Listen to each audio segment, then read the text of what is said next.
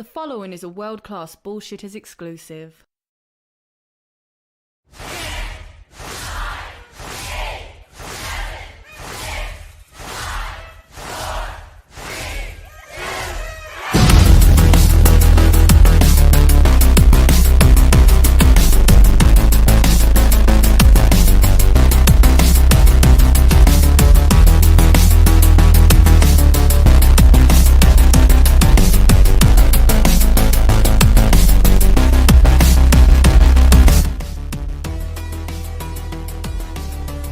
Welcome to World Class Bullshitters, the epitome of pop culture. I'm your host, Jeff Hicks, and with me tonight is the one, the only, America's stepdad, Dion Green.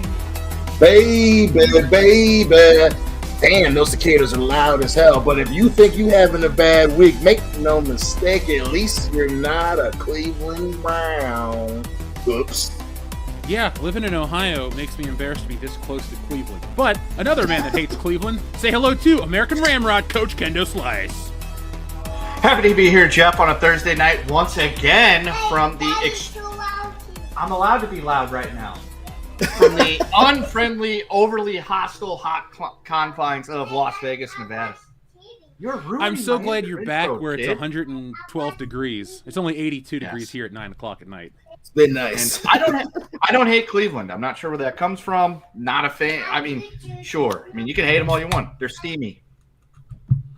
Yeah, well, folks, if you enjoy steamy Cleveland weather, let us know in the chat below. But folks, tonight we have a big show planned, so we're going to move things right along quickly. First off, shout out to the chat. Hail to everybody that's here.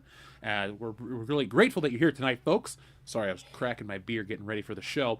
But we have a word of the day that we'll get to in just a moment. But before we do, some of the topics we're going to hit tonight, we're going to be talking about the Boba Fett. Boba Fett needs your help. Tamara Morrison has reached out and is asking fans to personally reach out and call Disney to help him because he needs work, apparently.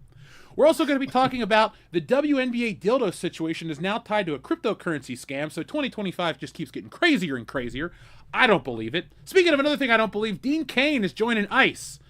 We'll talk about that as well as the new King of the Hill revival, South Park, and the WWE licensing deal with ESPN. Are you about to get hosed financially? Yes, you are. But before we start, let's say hello to the Bombay bad boy. I had to think about it for a second. Big Red Nick Utown. Glad to be here on this wonderful Thursday night with everybody. Just can't wait to talk about all these crazy topics that we have tonight. I'm excited. Now, folks, we always start out our show, well, at least try to, with a beer. I got a Voodoo Ranger Tropic Force IPA. Nothing too special. Dion, what do you got tonight? Right now, I'm running smooth. I'm running cool. I just got a regular Modelo Especial. Crisp, refreshing, flavorful. I remember when we went to WrestleMania and you bought so many of those. Like, we just didn't take them home. We left them in the fridge at I guess it was the Airbnb technically. But you, Jake, and I, we drank so many Modelos that year. Whew. Yep. We put a dent in them, and buying them in bulk is just economically intelligent. I agree. The more, the merrier. Nick, you drinking anything tonight besides water? No, man. I'm still rocking the water. Don't blame you. I drank a lot of it today. Kendo, what about you, man? He probably needs a lot. When it's 110 outside, you got to stay hydrated. That's why I decided to get the Firestone Walker Kali Squeeze Citrus Wheat Ale Blood Orange flavored. It's not going to keep me hydrated, but you know what? I'll be drunk, and if I dehydrate and die, all right. This is the most nihilistic podcast on the internet. Kendo's had a rough week. It's because I have to go back to work or something. Gotcha. This is the last podcast of the summer of Kendo, 25, because Monday shit gets real again. I'm back to being in the Dangerous Minds world. Yeah, got to deal with the Utes. Kendo, shout out to wearing the original WCBS shirt, by the way. There you go. I found him in Camp Kendo. Yeah. I brought it back. I brought back my GTA one and my Schlocktoberfest one. I could not find my Jiggity Woohoo. I was very upset. I could not. We cleaned out both closets. I went through all my dressers, was getting rid of a bunch of stuff to donate. Looked high and low. cleaned out the basement, no jiggity woohoo. So I'm like racking my brain, where the fuck is my jiggity woohoo shirt? It's got to be somewhere. Well, Kendo, I know the guy who made the shirt, so worst case scenario, I'll just get you a new one printed and ship it out to you. Any color you want. Thank you, because I have just take.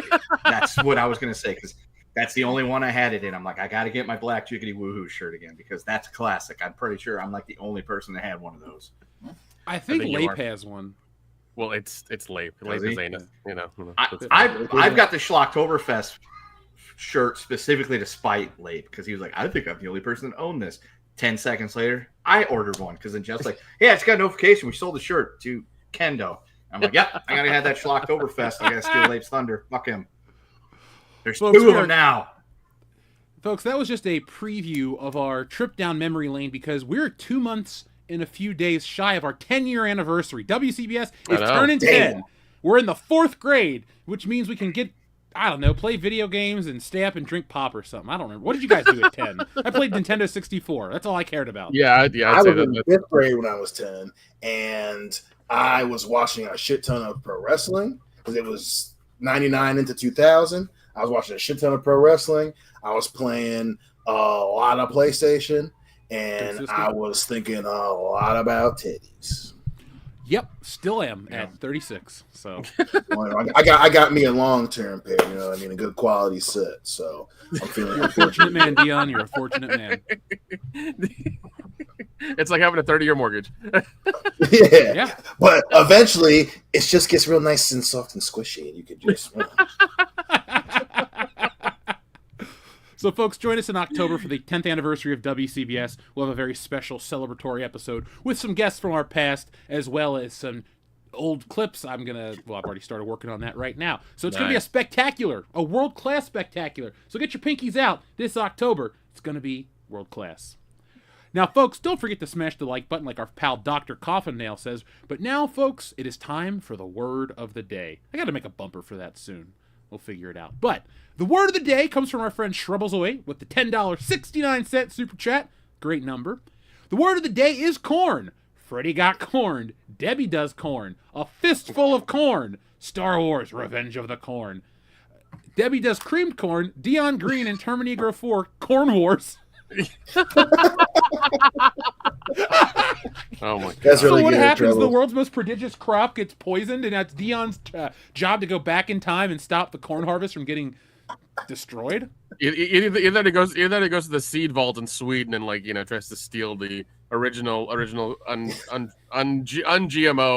non-GMO seed of corn, try to repopulate the world. He messes up and it's all blue corn, and we're just like, Yeah, the real true antagonist is not the dark heart of man, it's Monsanto. That's the fucking tagline right there. Yep. Well, it's better than War of the Worlds. Dude, oh my god. We're getting into that in a minute. That was, folks, spoiler, it's literally the worst film I've ever seen. Worse than Last Jedi, worse than Rise of Skywalker. Dion and I watched it together, and Dion, was it at least 15 times that I exclaimed, "What the fuck are we watching?" Listen, it is one of those moments where, the older that we get, you realize how long you've been doing certain things, and it has been a long time where I'm watching a movie that's just awful, and it's with my wife and my best friend, and the three of us, we're three intelligent Americans. We pay our taxes and shit. We got jobs. We got children and shit. We take care of family members. We're not dumb. And there are multiple times where we were looking at each other, and you specifically said the phrase, "What the fuck are we watching?" We'll tell you all about that, folks, in a few moments. Oh my god! But let's give our friend Shrubbles08 a couple of corn titles, like corn pipes and broomsticks. There we go. I'm Corn changing it up a little pipes bit. and broomsticks. Or corn cobs and broomsticks. There we Corn go. cobs and broomsticks. That's the most Appalachia title ever. You damn right. Alone in the corn. The corn. Children of the... Wait, no, that doesn't work. Shia LaBeouf starring in Cornholes. There we go. Corn of the children. Whoa. How about Corn of the Corn? Since we're just going to keep Corn of the railroading that movie title. Let's see. Corn Man Forever. Or Bat Corn Forever.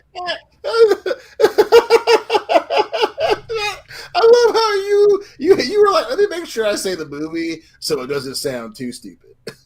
No. Like for Batman Forever. Like, no, that makes it funnier. No corn for old men. Yeah. There will be corn.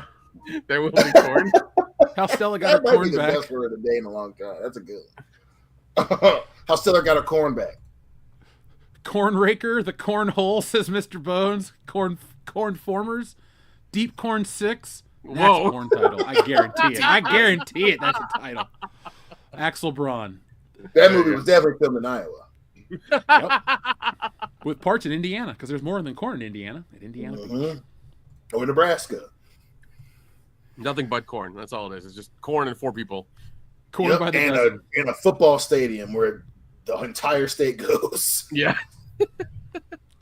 Silo Johnson, or How I Learned to Stop Worrying and Love the Corn. There we go. That's a fake title. Yep. Friday Night Corn. I might have corn tomorrow night with dinner just because of you now, Dion. Hot tub corn machine. There we go. And one more, boys. Let's all do one more title. Let me look at the wall of collectibles and see what inspires me. In the heat of the corn. In the heat of the Ooh, I like that one. just a slow motion movie about popcorn popping, just really slow. That's all it is. That's all You it want to make is. an There's a black avant-garde dude film to some outside the Tangerine microwave Dream? with sweat coming down his face. Yes, I do. I really badly want to make an avant-garde film and just give it to these pretentious assholes and be like, yes, this is what it means. It means this in society and geopolitics and all that other bullshit. I just want to do that so badly so they can be like, oh yeah, I see it. I just really see They will it. join us in the avant-garde of the new aesthetic. We'll make art until someone dies. And all it is just like a GoPro on a stick, like aimed at a microwave I just slow it down to like be exactly 90 minutes long. That's all it is. The title, the poster is the $1 bill, but instead of George Washington, it's an ear of corn. There you go. There you go. I like it. What's eating Gilbert's corn? Field of Dreams, but Dion's in the lead. Like Field of Corn. There we go. Dion's just a farmer. But Morgan Freeman dubs your voice for I some was reason. that for a little bit. Corn flew over the cuckoo's nest. That's good. From Russia with Corn. I've been on a corn James is not Bond and enough. John Carpenter kick. The corn is so- not enough. Jeez, that's a good one. Well, I mean, the corn doesn't grow in Russia. Only potatoes do because they have all that vodka. So, Can't you make? Can you make vodka from corn? yeah, you can. Good Can you make brand, huh? Everclear from corn? Yes. Yeah. That's better. We've had many of blackout days from It gets the job diggity done. It'll also start your car too. Yeah. Yep. That's how Doc Brown blew out his fuel pump in Back to the Future Yeah. Part 3. Yep. Overkill 161 wants to join in the fun tonight. Thank you, folks, for joining us in the corn title. Earth corns are easy. Good reference. Corn men can't jump. And the cinema classic, Corn Sablanca. Corn Button Sablanca. Oh my gosh. Button 67, please. Well, ask and you shall receive. Here is your button number 67. Did you see that guy accidentally hit that moose with his car? No. Holy shit. Jamie, pull that video up. Oh my god, oh my god. Oh my god.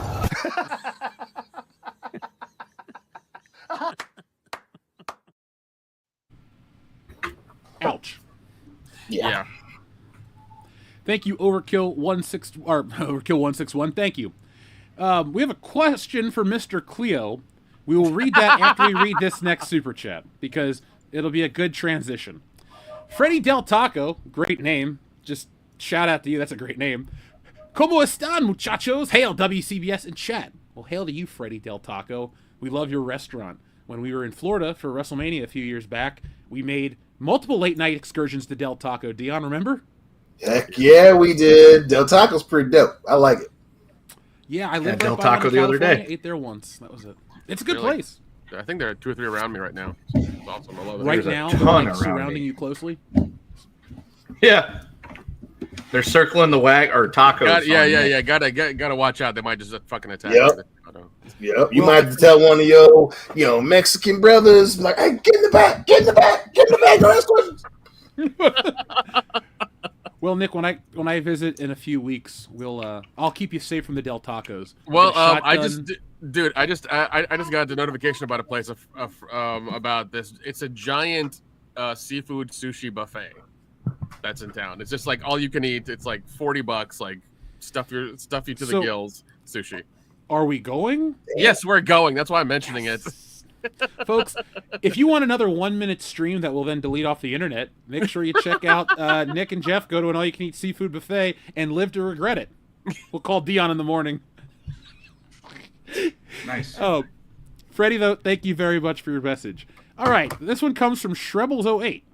Mr. Cleo, will the WNBA get their pay raise, and will the color of the dongle thrown in the WNBA court be green this time? Well, folks, if you call his name and he will appear, it's not Joe Hendry, it's Mr. Cleo. Good thing you got me semi-sober. Oh, Bombacla! The question on your mind means one thing. It means one thing you're asking the kids, because all you all know, say it with me now. The kids don't lie. Now, what do we have here? We got a couple ladies who play basketball. Basketball. And you know what the funny thing is? They're all a little vibrant because they're all Libras, aren't they, darling? Bombacala! Now, the question that we got around here. Oh, yeah, see, it got to be so flustered I almost started speaking Spanglish. Bombacla. Round here, we trust the kids for the WNBA. And are they going to get paid to get the money? We're going to ask one person, the kids. Because the kids don't lie. What the kids say? Ooh, what do we have here? We got the wrench in the bag of money. Which means, yes, they could get some money, but they're going to have to earn it. I want to see some dunks. We need to see some layups. That's not me saying that. That's the kids, and the kids don't lie, ladies. Oh, and the dongle of destiny. At the right time. Listen, the kids told me this a week ago when I was getting my tags updated. The kids don't lie. And you see when the dongle hit the court, it's a sign from What the is happening? kids. It's a sign of the kids. So, ladies, stop fucking around. It'll probably green. Ah, but a mercy. These have been the wise words of Mr. Cleo. I think Mr. Cleo needs to go to the Kofi Kingston school of, Jamaican accents. Yeah, is he Jamaican? Well, I thought it was pretty good. folks, He was. send in your super chats. We're going to send Dion to university abroad next semester. So next year, Dion will be gone for a few. You know, Dion, I'm gonna call up a couple of friends. We're gonna get you in this semester, so you're back by Christmas break. All right, because I don't want to ruin our New Year's plans just because we sent you off to college to learn how to speak. Thanks, man. I appreciate that. Yeah, plus, I need more time. Would we get in trouble if we created a, University of Jamaica Kofi Kingston language specialist shirt type thing where we get copyright blasted for Kofi Kingston? I mean, if we don't call it Kofi Kingston and just call it the something Kingston, or spelled Koffee, it looks like coffee. Be Kofi Johnson. The Coffee Kingston.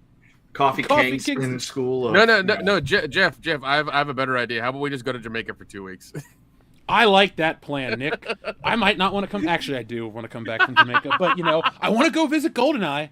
Ian Fleming, my favorite writer. So, he's not. Anyway, folks, let's get a picture right here, because when I think of women's sports, I don't think of women's sports. Okay, that's a lie. But I have been so enamored by this WNBA story because I love a good joke, and the fact that people just throw dildos at anything is hilarious. Like if we were watching SummerSlam this past weekend, and all of a sudden John Cena and Cody Rhodes got decked with a purple dildo like in Grand Theft Auto, I'd have laughed. But it didn't happen at wrestling; it happened in the WNBA, and apparently this story goes a lot deeper than just a random dildo basketball court. So let me give you guys a brief summary. So that's the wrong notes. Here we go. In late July 2025, neon green dildos have been thrown into WNBA courts during games, with 6 incidents involving teams like Los Angeles Sparks and the New York Liberty. The disruptions are tied to a cryptocurrency group promoting green dildo coin, launched to protest a toxic crypto environment, boosting the coin's value nearly threefold. 2 individuals have been arrested, though the group denies direct ties. WNBA players and coaches, including Sophie Cunningham, don't know who that is, have condemned the acts as disrespectful and somehow dangerous. The WNBA is investigating, warning of ejections, bans, and prosecutions. The group plans less disruptive future stunts. Now, I'll get your guys' take on this in just a second, but could you imagine being banned for life by the WNBA? Like, who would care? Would you? I mean, I might want to go watch a WNBA game. You know what I'm saying? Don't lie. The bigger punishment. You know what I mean? I like basketball. The bigger punishment would be forcing you to go to WNBA games. Like, Yeah, hey, that you would threw a neon green rubber cock onto our floor. You have now season tickets, and you have to be here every game. That would be that's a worse punishment. Yeah, come on. Nick, let's remake Escape from New York, and the only thing that you can do is watch WNBA games. They talk about punishment. So, guys, I feel like Escape from New York is real these days, especially with what's going on up there. So, I lived Escape from LA. I know. The sequel was much better. I know, but I feel like Escape from New York is happening right now. Everybody's trying to move to anywhere else. Just don't come to Ohio. We don't like your kind. Our pizza has too We much sugar don't like in the your sauce. kind. Yeah. Oh my god! I just want to walk up to a California couple and say that, looking like me. It'll blow their minds.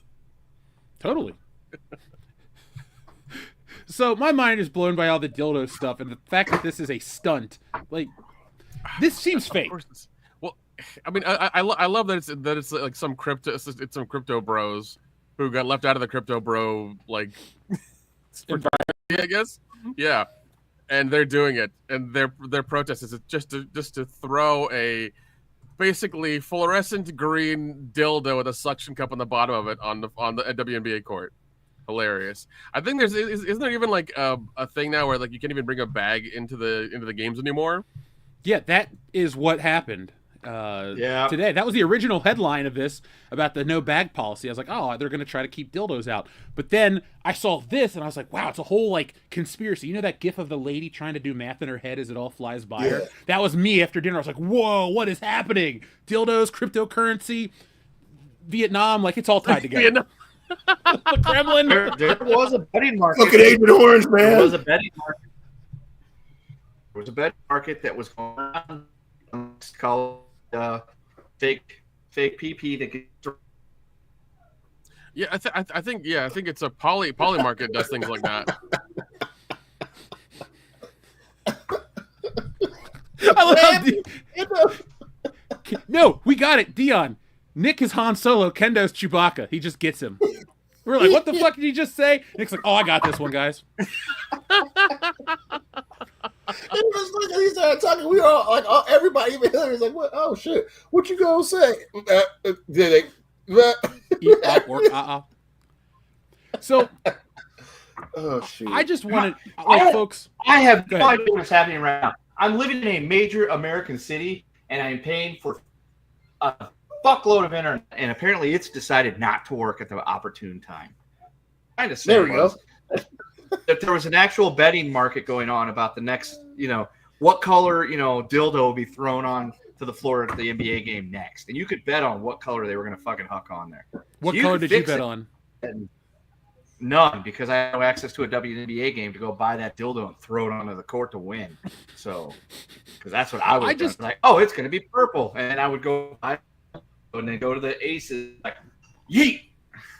And I would try to get it to suction cup right at center court and see which one, how many would fight to sit on it first, and then after I was escorted out.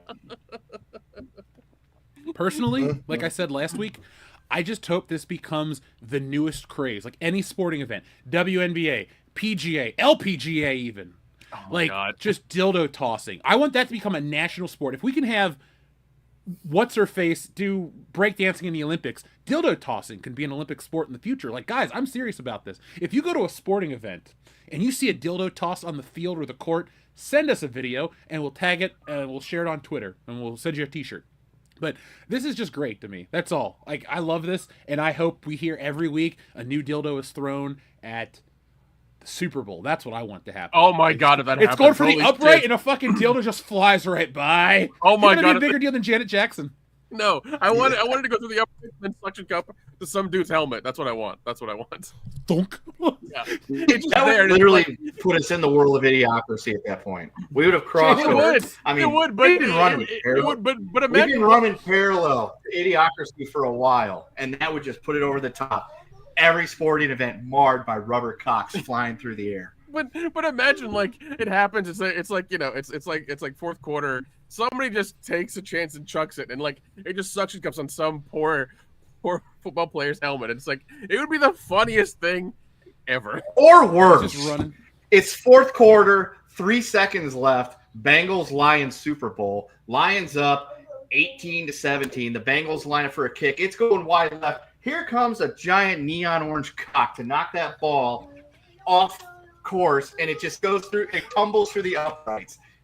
That would Jeff would Ohio. find that Dude, great. that would be It would be like, how can my life get any worse? Oh, a dildo helped the Lions lose the Super Bowl. That's the most Lions thing ever. that Or would any be team for that matter. beyond The Buffalo hilarious. Bills. That's where we could be I going would to. lose Somebody myself.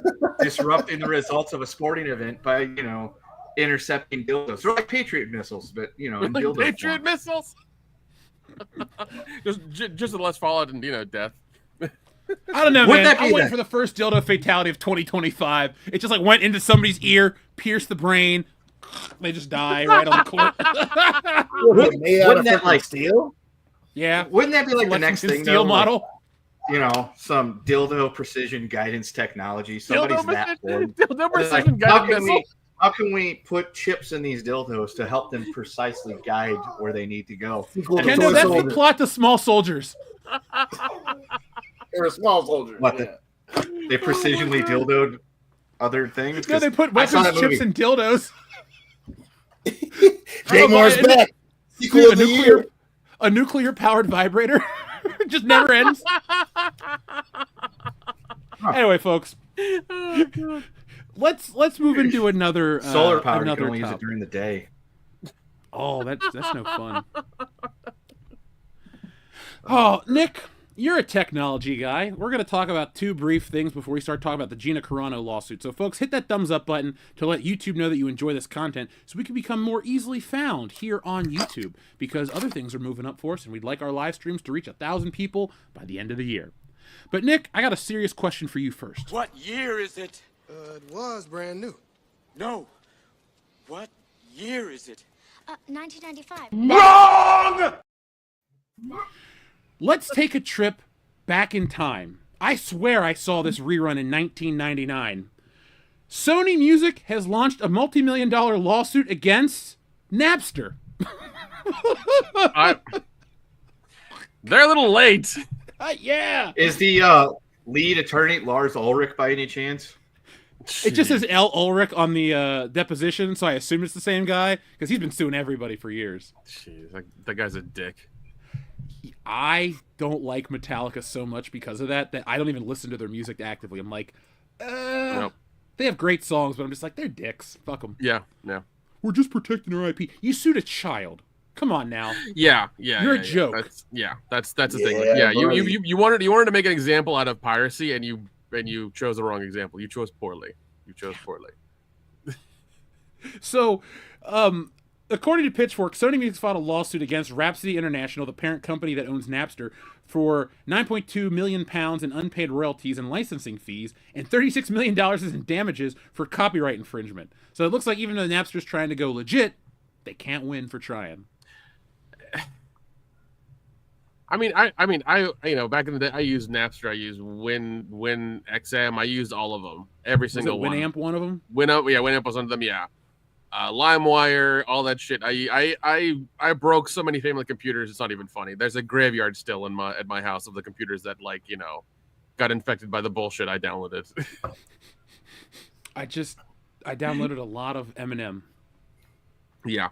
Well, and also back then I even had a CD burner that like I begged my parents to buy me, and like it hooked up to my laptop with a VGA cord. Oh my god, those Yeah, are... dude. And it took I think it took 20 minutes or 30 minutes to burn the actual CD. This is a CD, mind you. It also, I mean, it took even longer to get the songs because like, you know, you were doing them off of like dial up at the time, so it took forever. Well, it's taken just as long for them to sue Napster as it is to download a song. I wanted to talk about that briefly because I just laughed my ass off. I'm like, really? Napster's getting sued? I didn't know Napster was still around. They are, but like, yeah, nobody uses them. Like they could have done the whole Spotify thing, but you know, I think nobody trusts them after that whole thing happened. But it's weird that Sony is like, you know, well, I mean, Sony doing things late is always like how they do stuff. I mean, I remember hearing, what was it, a few years ago that in 2012 they stopped making like tape Walkman or CD Walkmans or something like that. Like that's when they stopped making them. So they're always like really late to the game all the time. So it's not, you know, this is par for course. I haven't bought a Sony product in this decade for sure. Yeah. And I'm not even anti-Sony. I used to have their TVs, the PlayStations, Walkmans, cell phones. I loved Sony for a minute. They don't make anything interesting anymore, including video games. They don't. Your headphones are pretty good. I bought a pair a couple of years ago, the noise canceling ones. That type of technology is still pretty good. Obviously, we still have a PlayStation. Obviously, you know, we're planning on getting the PlayStation 5. You know, obviously, I haven't gotten a Sony TV. But I mean, those actual products are a hell of a lot better than their movies. No, Their movies are like their movies are like their own art form, where there's like regular movies, bad movies, and Sony movies. And Sony movies are just one big commercial. It's like, honestly, Sony movies and Adam Sandler movies feel the same, where it's like, there's a script, there are actors, but there's like an intangible element that makes this different and shitty. And so, I'm with you, man. Sony movies kind of suck outside of a couple, like 21 Jump Street or Skyfall. That's a good movie. Yeah. Well, so it seems like from what I'm reading, it's the same thing that happened with Redbox, where like Napster has stuff from Sony, and they said, oh, you know, so if after, you know, with so many plays, you get so much money from us, and they just didn't pay them. So Napster might be going bankrupt or whatever's happening, like things like that. Because I remember Redbox was just like, fuck it, shut it all down. We're not doing it anymore. Like it's like they've been dead for a while. Our greatest mistake was the fact that you and I didn't get together with a truck and a dolly, and steal as many Redbox machines as we could. You just keep them in a warehouse for like years. There are still like 5 around me, like around places near here that are still attached to walls and shit. I will be down there at the end of the month. You have a big enough vehicle, I will buy the dolly, and I think we should just find a Redbox machine. Never open it up, and just like in 2035, sell it for like 10 grand. People are like, what is this? It's archaic technology. All the kids want one. You know, actually, let's sell it for like 150 grand. We split it right. I'm wondering if anybody's out there smart enough who's gonna put one in their house and just like give it custom software. They can just like type in movies and pull out the discs and stuff and watch whatever they want to. We should take one. Sorry, we should acquire one, put it outside of our living establishments, and charge like $5 for a movie. You can do that. Yeah. I'm sure you can. Oh yeah. Yeah, why not? Yeah. So take requests and things like that, and just be like, oh yeah, well yeah, it's got these movies in there now, you know, just yeah. Why not?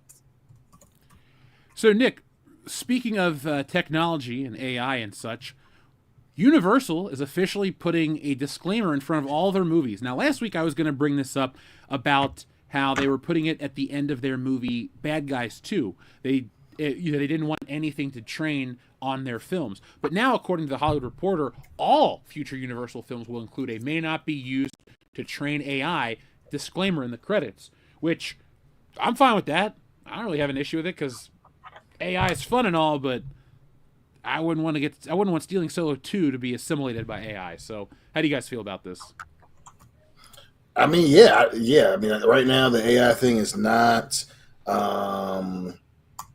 kosher, and yeah, I think that's a smart move. I prefer that become kind of the norm.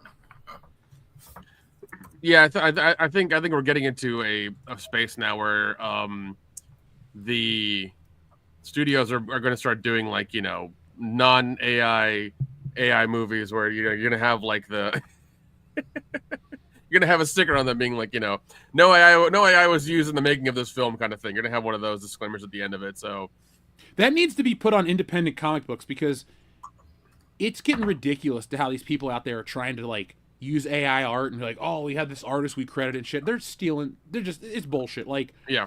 I don't ever, like, I wish the competitors the best of luck, because, you know, an open market's good for everybody.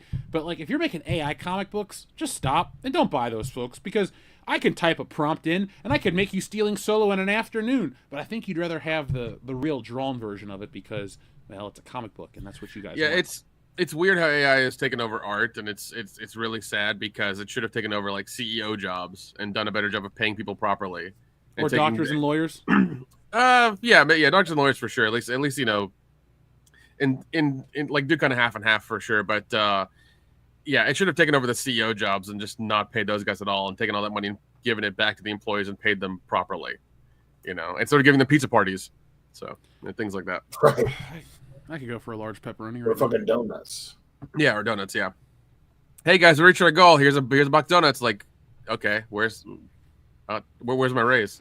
Hey, when we reach 1 million subscribers, I'm going to take you guys out to the nicest dinner at a Chinese buffet. All you can eat with hibachi. Does that sound fair? Ooh. I mean, Man, I want to hear an email of your deposit notification of. Yeah, exactly. Yeah, I'll take like an Amazon gift card or a gift card in general. Amazon's the best gift card you can get. That every year at my Christmas parties, the family, we always fight over Amazon gift cards. It's like nobody wants the scented candles or the massager or this or that. Everybody wants a goddamn $25 Amazon gift card. You can buy whatever you want. Yep. But folks, that has been Tech Talk. Let's start hitting tonight's first main topic, because I know a lot of people are going to be talking about this. I completely missed this news. Apparently it broke yesterday, but I've been deep into production on the book, so I haven't really put my head up. But thank you, Dion. That's a great reference to a great movie. But Disney and Lucasfilm have settled their lawsuit from Gina Carano over the Mandalorian firing. So this is just a brief outline from the Hollywood Reporter. Disney and Lucasfilm have settled a lawsuit from Gina Carano, who accused the studio of discrimination and wrongful termination over firing from The Mandalorian. In a statement, a Lucasfilm spokesperson said that with the lawsuit concluded, we look forward to identifying opportunities to work together with Ms. Carano in the near future. We have reached an agreement with Gina Carano to resolve the issues in her pending lawsuit against the companies, it added. Ms. Carano was always well respected by her directors, co-stars, and staff, and she worked hard to perfect her craft while treating her colleagues with kindness and respect. The terms of the settlement weren't disclosed. In a lawsuit filed last year, Carano alleged she was fired for voicing right-wing opinions on social media and sought out court order that would force Lucasfilm to recast her. Elon Musk making good on a promise to foot the legal bill, blah, blah, blah. So I'm not going to sit and read you guys the whole thing, because we've lived through this whole story, but it's over. They settled out of court, and now Gina Carano can come back to Star Wars. I wouldn't mind seeing Cara Dune again. I liked her a lot. What do you guys think? Yeah, I mean, this is pretty much best case scenario. Hey, good for her. And it'll be very interesting to see if they do decide to get back in league with Miss Gina Carano. So I know that's been kind of an interesting slow down to her career. So, but yeah, I'm excited to see her kind of get back at it. And yeah, listen, if Disney's smart, that's probably one of the first things that they do. Well, Steven in the chat said this, but our lawyer called me. We had a brief discussion about this. So they probably paid a fortune to avoid having to do discovery, and they didn't really want to get Bob Iger and Kathleen Kennedy involved. So other people have said online, and I have said this too, I wanted this to go further because we would have got a look at the inner workings of Lucasfilm and Disney. And, people in our sphere love to make up shit because it sounds good, but some people have little leads, like WDW Pro and Valiant Renegade are legit on a lot of their stuff. So I was always curious to see what would get released from this because, like you guys, I've been disappointed in Star Wars for a decade. It has sucked. We'll have our 10-year anniversary of the Force Awakens and 10-year anniversary of other stuff coming up, video-wise. But I wanted to know more. There's something going on because everything that comes out from that company sucks. And they just can't be, maybe they can be, but they always miss the mark by a country mile, and it's always embarrassing. So I was hoping that this would, expose what was going down. But I liked Cara Dune. Hopefully her action figure price goes down and we can, maybe she'll pop back up for something. Maybe you know what they'll probably do, Dion, is they'll probably put her in the EU because they've filmed the Mandalorian movie. There's no way they're gonna like CGI Cara Dune in for the ending. No. Right. And that's always been that's the funny thing too. We all of us already know. Disney is a business first, and that would have been very interesting. No matter what you believe in either direction of what Gina Carano believes, her suing them and the specific things that she was saying and the things that would have had to been asked during Discovery would have been very, very interesting, especially from Disney during that time period, So, early 2020s, Gina Carano, who, even if you disagree with her, she wasn't saying things that were wild. It was all, they were all things that we would assume a $1 billion entertainment company would do. And to make those claims and then go into Discovery and Disney having to answer some questions, man, that would have been interesting. That would have been very interesting. But hey, like I said, best case scenario for both, man. And hey, they said the smart thing. We look forward to opportunities of working together in the future. Oh, I bet you are. You are. Yeah. Well, Disney, I don't think it'll do anything. Well, Disney did lose Scarlett Johansson as well, which I think was a bigger thing that happened during the pandemic. Bigger loss, yeah. I do love Gina Carano. We've heard from a lot of people who have gone to conventions where she's been at, and unfortunately she was shunned as well because of some bullshit from conventions. Like once her picture popped out, people would just boycott her. But from the ones that let her be there, people have always said 100% that she's wonderful to meet and talk to. And I think that speaks volumes to her character. That she was never bitter about it. She was, took it in stride and everything. And I also love that Musk was like, "I'll back you. Here's a credit card. Go nuts." And and they did. And Disney was like, "Oh fuck," and they they felt it and they had to get it through and get it over with. And I'm sure they they paid out the nose for it. I have a question for you guys. Now I'm trying to remember this. Did Pedro Pascal kind of throw her under the bus during all of this, or did he? Yes, and that is what I was going to say. What I wanted to come out of this would be for her attorney to say, so she was dismissed because of this post, correct? Great. Now, Pedro Pascal, who I believe is still under contract and has made movies with you guys since then, had made this same type of post around the same time. Why are they different? That's what I wanted. That is what I wanted. I wanted that line of questioning. You were looking small picture. The fact that of the opportunity of the questions to ask, and your question is about Pedro Pascal. Bro, come on. More like it should be like, Pedro Pascal has said things. What about all these phantom Twitter accounts that at the time were a year or less old, and they all said the exact same thing? You wouldn't happen to be the type of company that pays for bot accounts to tweet, would you? That's the type of stuff I want to ask, because there was a lot of those same accounts that were very pro. You lead them down the road to give them what you want. Listen, it's Discovery, baby. You just ask out front, just asking questions. You ain't got to lead nothing, because they the lawyers she had, who we don't need to get a discussion of who gave them those lawyers, but they're backed and they're getting paid to ask a lot of questions, and that's specifically what I wanted to hear. That shit, Pedro, he's a weird theater kid. I get it, but the specific arming and use of the zeitgeist conversation at the time for against Miss Carano is what I would have been asking, because it wasn't like like I said, she didn't say anything outlandish.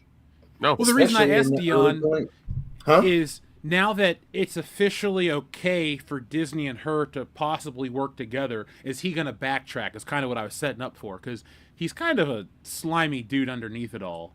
Like he use is a anxiety pretentious usage? douchebag. Why would he do that? Listen, listen, the same can be said about Gina Carano for sure. Is he going to backtrack? Probably not, because he's going to do what all famous people do, especially when they have a movie out.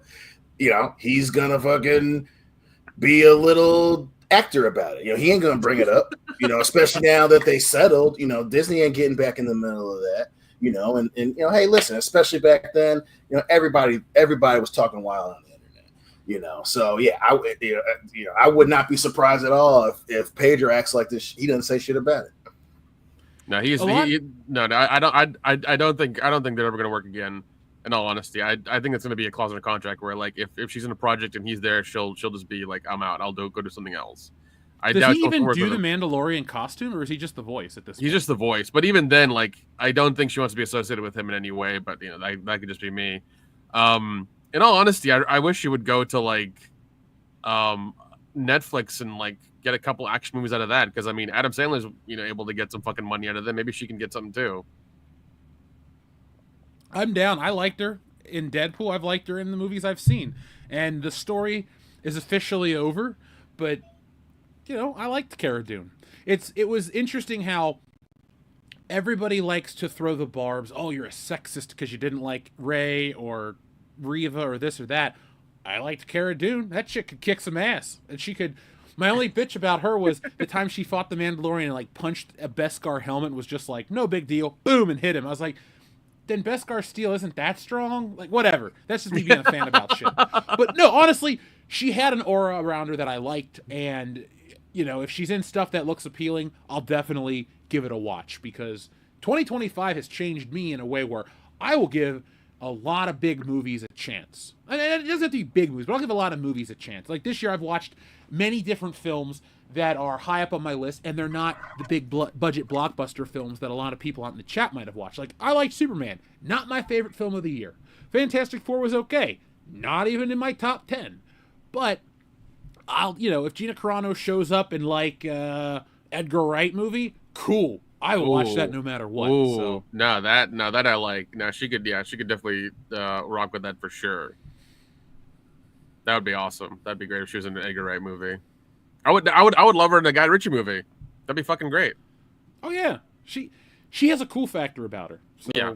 I wish her the best. And it's too late for Star Wars and The Mandalorian, but yeah, I don't think they're gonna revive her character, because Star Wars has been dead, and I think Disney's finally kind of acknowledging it. I don't think they're making any more Star Wars Hold shows. on now.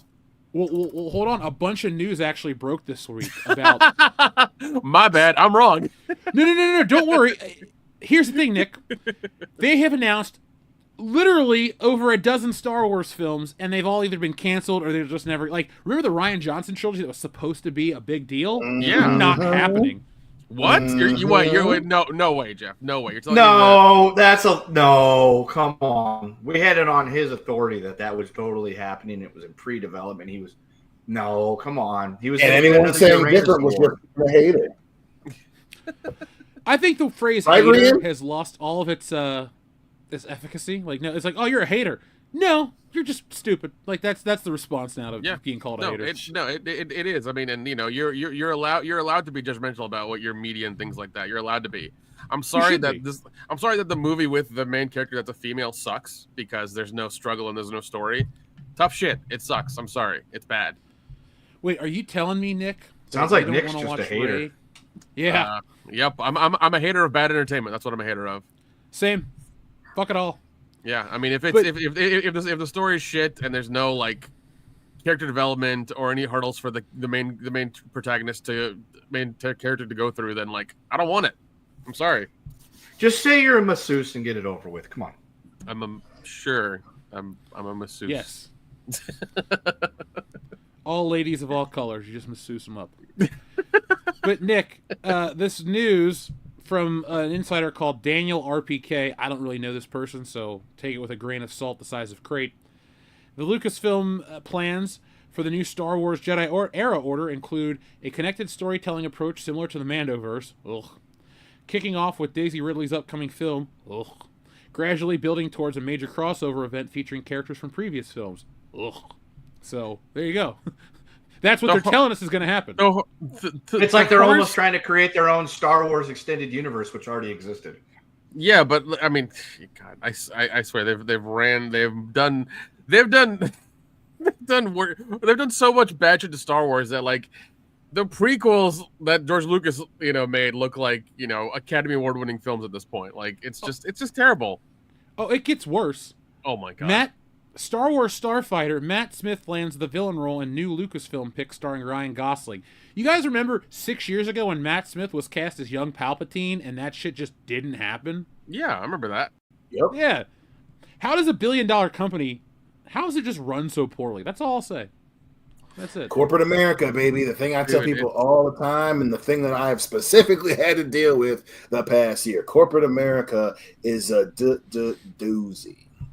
It's always weird how like there's so many cogs in that machine, and they hire so many of these analytical people and people who look at data and things like that, and somehow they still get it fucking wrong like every time. It is hilarious, and like it's one of those things where you have to look at them and just just are they just stupid? What's going on here? Or are the people they're hiring are just telling them the wrong thing? Like it's a weird dynamic, and I don't understand it. It's like how do you have this much money and are this successful, but yet you can't like do this one thing correctly? Well, you got to remember too the big, especially when it comes to companies like a Disney, right? Like corporations and businesses, especially when they're in the $1 billion club, aren't very good at listening to the people who work with the customer, right? And a lot of organizations have people in leadership roles where they have this vision, this thing that is the decision, and went through a line of 5, 6, 7, 8 people who all signed off on it. And yeah, we're hearing that it's not working, but we're going to stick with it. This is what we're doing. Yeah, I hear what you're saying, but we're just going to keep doing it. That's what we decided to do in the last quarterly meeting. And, we had 3 vice presidents. What's the word that my company always uses? Sponsor. Three directors sponsored this directive, and we're sticking with it. And Disney, I would bet half of my retirement right now that's exactly how a lot of that stuff goes down at Disney. And especially when it comes to, hey, we spent billions of dollars on this franchise, and this is the goal, the order of operation that we're going with this franchise because our marketing and whatever said this. Yep, we hear you. We hear you what the fans are saying online. Yes, we pay you a lot of money to monitor social media, and everybody's talking crazy. That's part of the plan, but we're going to stick with it. And they did that for a decade because companies, they don't care. They don't listen to the people on the ground. And I bet if people specifically who were at Disney at that time, I would love to hear the stories that were told around the water cooler. Holy shit. Yeah. Well, I mean, especially hearing the stories about George Lucas being in charge and then Kathleen Kennedy, where George Lucas was like, everybody came up with ideas and talked about stuff, and it was very like an open, creative environment. Then when Kathleen Kennedy came through, it was just like, no, don't say anything, don't talk to me, don't do anything, just do as I say. It's like, there's your problem. You're restricting your ideas to this like pinhole like thing that you have in your mind about what everything should be and what everybody should like, and nobody likes it.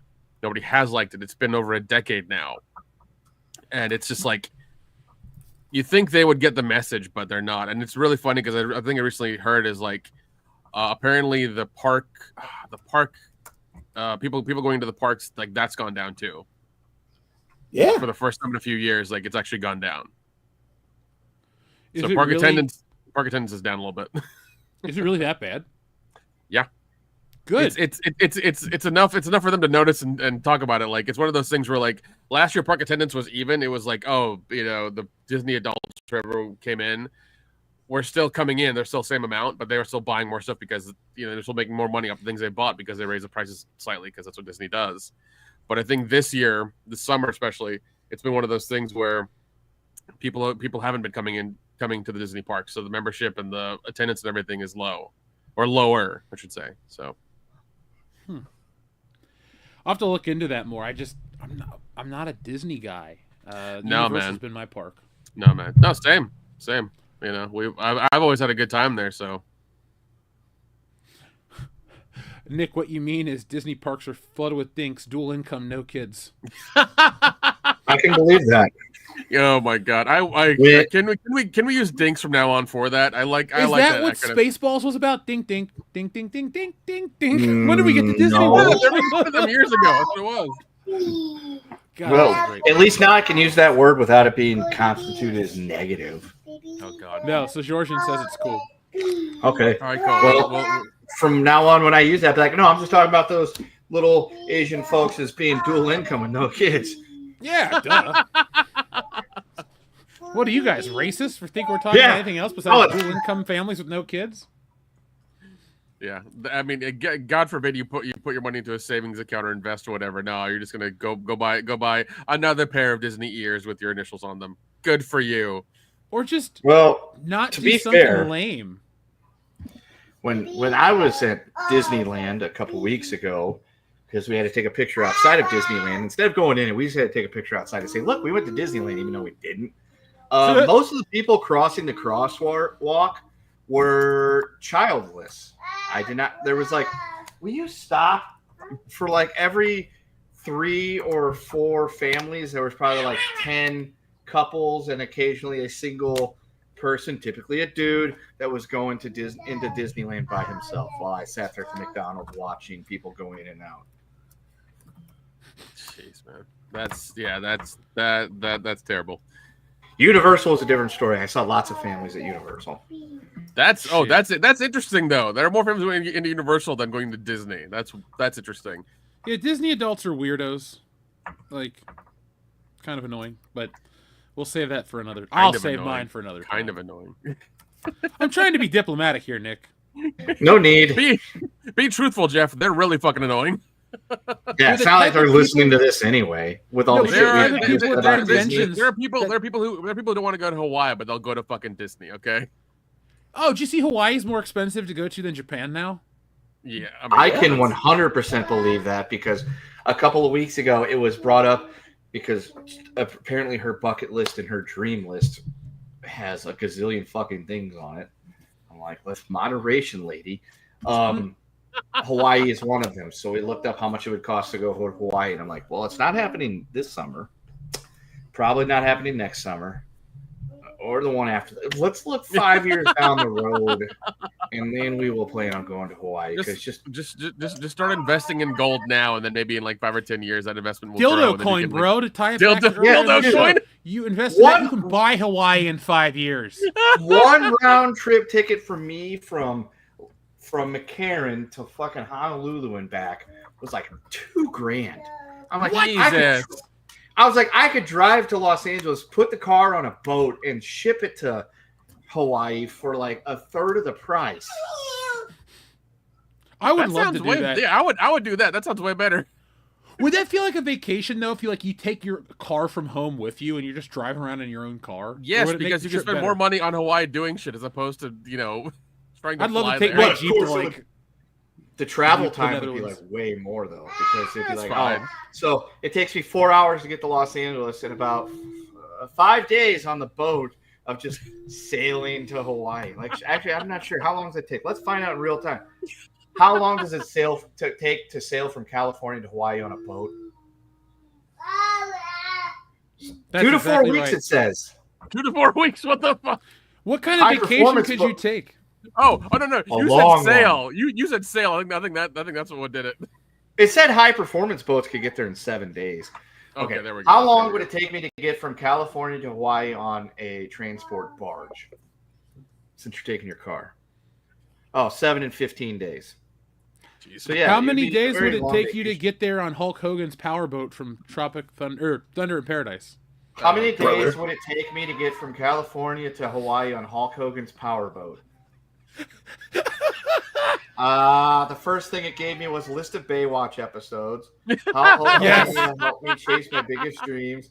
Casualties, U.S. Navy and Marine Corps personnel. I don't think that has anything to do with the fucking Hulk Hogan's boat. And then I'm pretty sure that Gemini now hates me.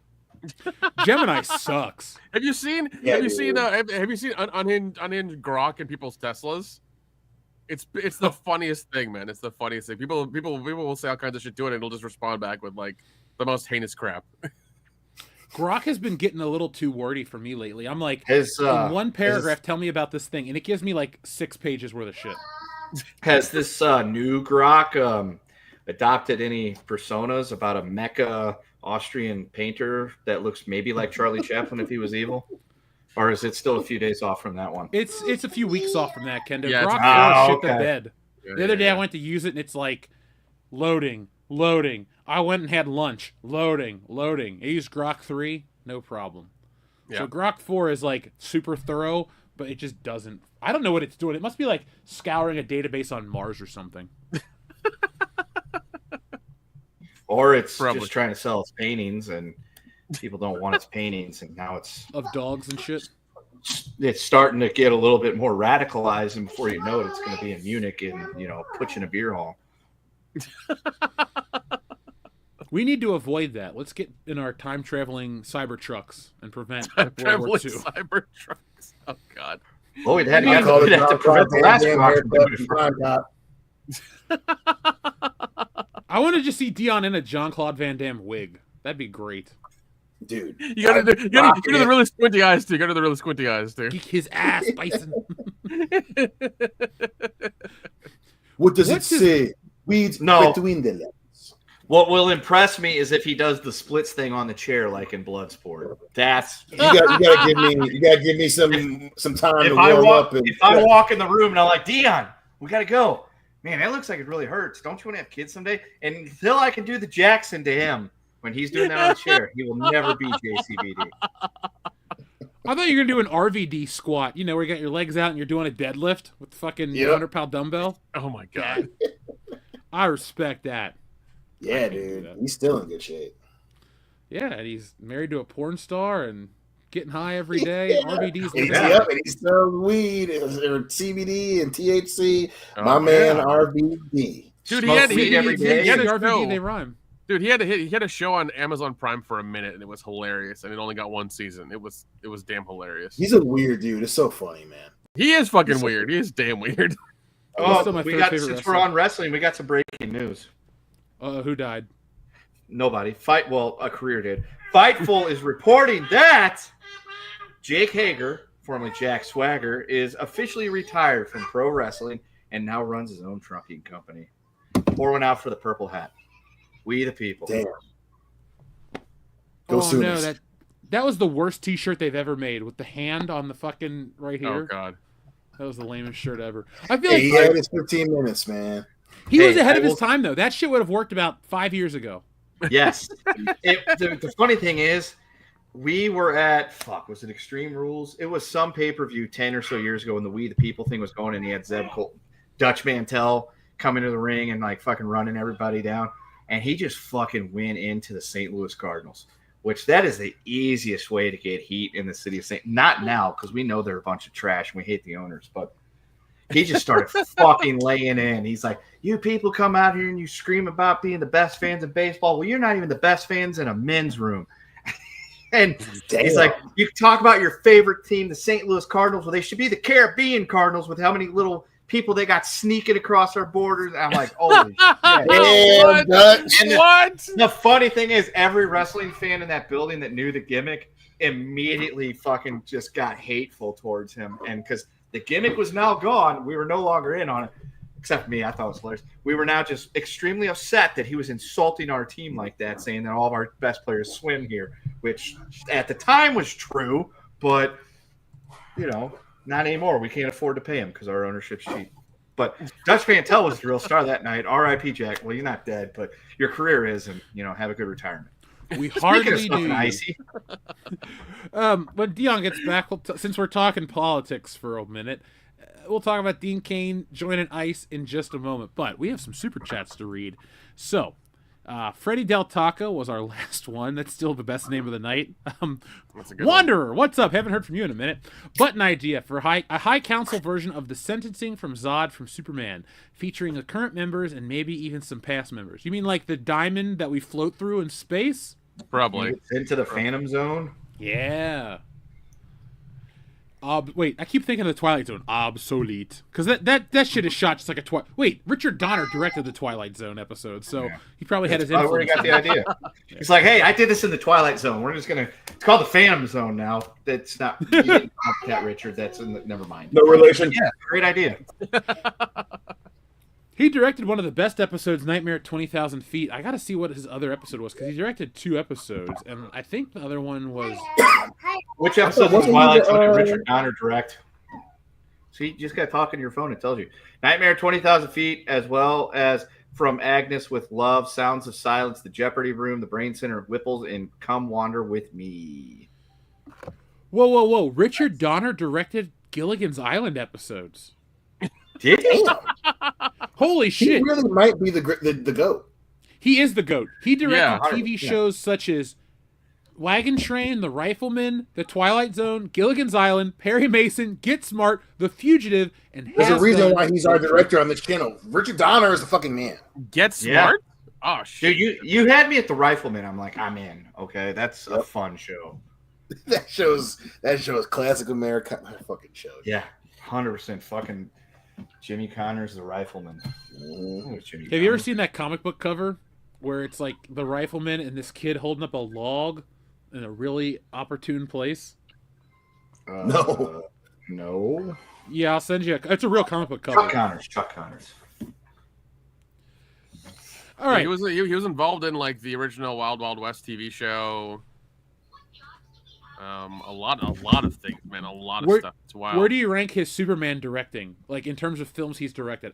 It's a great film. I wouldn't put it at the top because I prefer Lethal Weapon and a couple other ones over Superman. But it's still like, oh man, and I see Christopher Reeve fly towards the camera and look into it and smile. I'm like, I'd say it's easily top 5 of his. Easily top 5. We could probably argue it even higher if we really sat down with enough beer with the list of everything he did. I think we could argue him even up into the top 3, possibly top 2. I'm very comfortable with saying it's easily top 3. I would enjoy hearing the amount of work for him to be top 2 because Donner. Oh my gosh! I mean, even the deleted scenes for Lethal Weapon is like, damn, like this dude knows how to tell a story on the screen, baby. I'm gonna hurt somebody's feelings, not Nick, but I like the Goonies more than I like Superman. I wouldn't. I'm not mad at that. That movie is iconic. I mean, especially Superman. One of the reasons why it's so high for me is because it's the origin of the epic superhero movie. It's a great film. And Goonies is a great. It's one of the best, if not the best, adventure movie of all time, and it showcases how to make kids not annoying. Yeah. How child actors can actually do a good job. Yeah. Well, I mean, me and Jeff got to hear those stories. Like they were supposed to. I think they're supposed to be in Astoria for like a month or 2, but they ended up being there for 6 months, and like it got to the point where Richard Donner hated getting on set with the kids. I want to go back to Astoria, Nick, because dude, I'm down, man. It's official. The Goonies fandom has become my favorite fandom because I love comic books, but my God, do I find annoying fans. I love Star Wars, but I can't stand most Star Wars fans because they're going on. Well, let me rephrase that. A lot of Star Wars fans I interact with like the original shit, and I'm cool with that. But like, I can't stand Back to the Future fans because they're functionally regressive. They just don't understand the movies they're watching, so they ask the most pointless fucking questions, and they piss me off, and I can't stand them. But Goonies fans, they just want to celebrate the 80s, and they want to celebrate how great it is, and they're like the most non-offensive fans ever. I love them. Like, yeah, I think Goonies fans, you win. Yeah, I think. Do they do it every year, or was it just a special occasion for the 40th anniversary? I'm sure people come by every. There is Goonies Day in Astoria. It is June 7th. It is that day every year. They have a. All right, count me in for next year. I'm in. Yeah, I'm sold. American. I'll go with you. We'll get an Airbnb and have a good time. Dion, take a couple of days away from the family and come with us. Yeah, listen, we might just have to do it, boys. Just might have to do it. I mean, like it's a super nice area because like me and Jeff were there for 5 days a week. Like once you're there, you're in the area, you can walk anywhere. You can walk anywhere. Yeah. Yeah. No, I'll count me in. I'll tell the wife I'm flying back to Missouri. When she asks me where I'm at, be like, so I got on the plane from Missouri. Turns out it was a plane for Portland. That was the weirdest thing. And I got off. Nick was there, and now I'm in Astoria. So Just don't I'll be tell back her. on Wednesday. Just send her pictures of Missouri from like 10 years ago and delete the metadata. The and funny she'll just be thing, like, the funny thing is, I went back to Missouri last week. Yeah, so this time last week, and I sent no pictures. I could have been in fucking Timbuktu at this point, although the time zone would have been weird. And she'd had no idea. I didn't have to send any pictures. She just was under the impression that I was in Missouri. I was with Doofus. We were cleaning out the basement at Camp Kendo and looking for buried gold. The best thing I came up with was I found all my Dick Tracy action figures and some other cool shit. Yeah, I know. I sent you a Snapchat, Jeff. You never opened it. That's been 5 days. Hurt, offended. And I like how your kid laughs at you as you said it. he doesn't. He's playing birds. He doesn't know what he's doing. And Let me open this Snapchat from Kendo. Oh, shit. Thank you. Hey, all right. I thought they were all gone. I thought they might have got sold in the great storage locker purge of 2012. But their Doofus is good. Thank you, Clone Geek. He will be out here in October so we can go watch the NASCARs. And we had a good time and cleaned out a lot of shit. And I don't know where I was going with that. Oh, yeah, she had no idea. I could have been anywhere else. So you're right. I could probably just not tell her I'm going to Portland because There you go. whatever. Just be like, "What are you talking about? I'm in Missouri. My dad's right here with the tractor. Can't you hear that?" She'll have no idea. I'm just laughing at your kid laughing at you. I had no idea Richard Donner directed Timeline. That's wild. Yep. Richard Donner just did a lot of great shit, man. Dude, Timeline was great. I recently got done listening to the book, and it was like he was pretty spot on.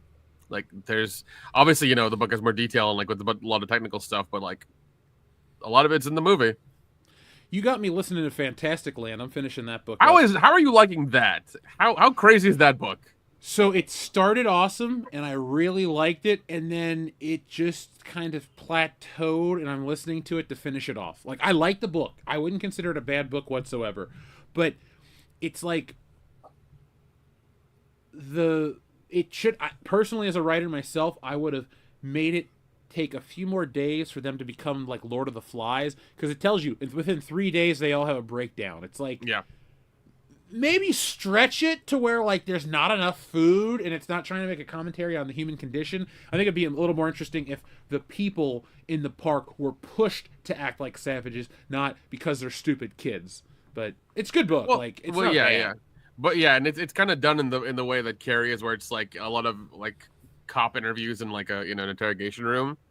But I think it was the pirates were like the fucking savages, and they did a lot of like heinous shit. I guess I was pissed off as a reader because I wanted to hear like how they get their comeuppance, and it's just like, I got away with everything, bro, and I talked to the cops, so I can't go to jail. It's like, really? You guys cut off a dude's hand, bashed in a dude's head, killed that chick. Like, you did all this gnarly shit, and you're gonna get away with it and talk to a reporter? Man, I want a version of this movie where like justice is laid out on these pirate dudes. We're like, maybe, I don't know, the pirates from the fog just show up at the end and just spear them all through the chest. There should be like a part 2 where like one of the girls from like the other camps like hunts them down and starts like taking them out one by one. I could get down with that. Yeah, something like that. But no, I like that. I don't know, but yeah, that book was really good. But no, I think I mean, in the conditions they were in, there was no electricity, and all the food was going to spoil. Like all the perishable stuff was going to spoil like that because there's it can only be refrigerated for so long. So their first priority is food, and then they had to go to their factions. Dude, I'd have got, because there's beer in theme parks, I'd have drank as much beer as possible, and just ate food and just laid around until like FEMA came and got us. Yeah, and I think in the book it says 31 days is when like the people come and get them. I think that's a timeline, which is it'd be a great vacation for, like, if I was a kid in that park and I had food and like everything but power, I'd be like, all right, well, let's just enjoy this trip until they come rescue us. Yeah, no, definitely. But yeah, the one guy who he interviews is very common, like the head of the pirates is so weird because he sounds like a psychopath the entire time he's getting interviewed. It's Brock wild. Hockney. I Yes. want to kill that character. I'm just Yeah. like, you're not real, but man, I want to whoop your ass. Yeah, exactly. Because like when he's talking to the interviewer, he sounds like a psychopath. He sounds like, a Dexter. Bundy or something like that. It's really strange.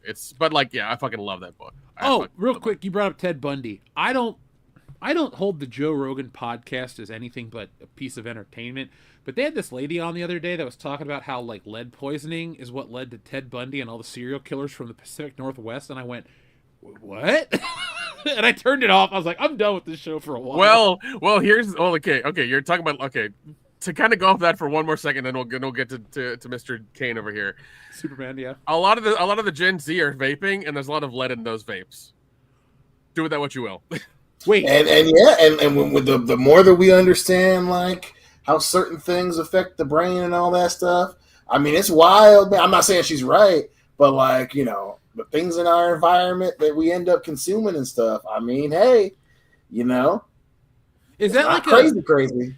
Can you get away with that crime then? It's like, oh man, I'm just a product of my environment. Literally, I live by a Monsanto plant and I wiped out. That's how our system works, right? Like people. Okay, hang on. Depends on the judge and the precedent that gets set. I mean, can you make that argument in the future as we learn more things? Maybe. Leon, is that a Ghostbusters Afterlife cup? It is. Yes, I knew that shit in 480p. Anyway, so sorry. wait, hang on. Okay. So lead poisoning's been a thing because they had like paint with lead and the kids ate the paint chips and everything like that. They all ended up in remedial classes. And I would say 99% of them probably didn't become serial killers. Ted Bundy was raised by his aunt mother and his mother, who he thought was his sister. Like and Jack so he had an Nicholson. extremely bizarre childhood. And that might explain a little bit more about why Ted Bundy did what he did. Plus, he had an extremely narcissistic personality. Randall Woodfield, another Pacific Northwest serial killer, and the Green River dude, all extremely type A narcissistic personalities. I don't think lead poisoning gives you that. Well, and also I think a lot of the serial killers came out of, I think a lot of the serial killers also came out of like Ohio as well. If you look at like where they Hey, I'm in Ohio. Don't judge me yet. You haven't found the bodies.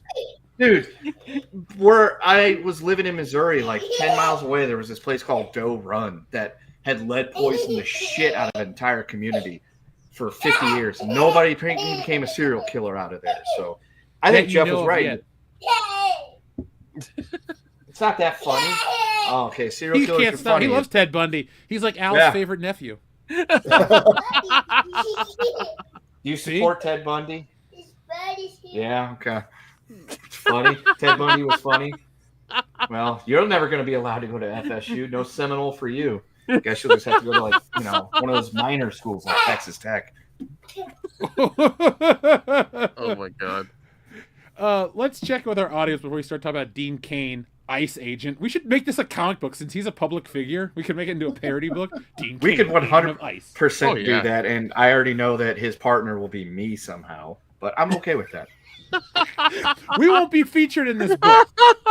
Somehow Kendall gets roped into it. We just don't know how. Hey, he's just our like, white God guy. damn it, how did this happen? Our friend Xavier. A few years ago when they put out that thing that the Border Patrol was hiring and they were offering like up to 6 figures, I'm like, that's a lot more than I'm making now. I could go down to the border and beat migrants. It would not be hard. Like on South Park today, they're talking. Like we'll talk about that a little bit because there's been this outrage over South Park, and oh my God, people are offended over South Park. What year is it? Like, yeah really. never fucking Holy changes. shit! Is it 1999? I wish it was. I would have been 10 years old, and I would have had a lot more freedom. Anyway, Xavier to God says, I thought the WNBA was a league full of lesbians, so they were offended by a toy dong, not a pocket pussy. Clearly, he is unaware of the strap-on industry, but they He's like also to not a use golfer, those. Kendo. Oh yeah. I've seen many things where people are like, if they're lesbians, why do they want a dildo?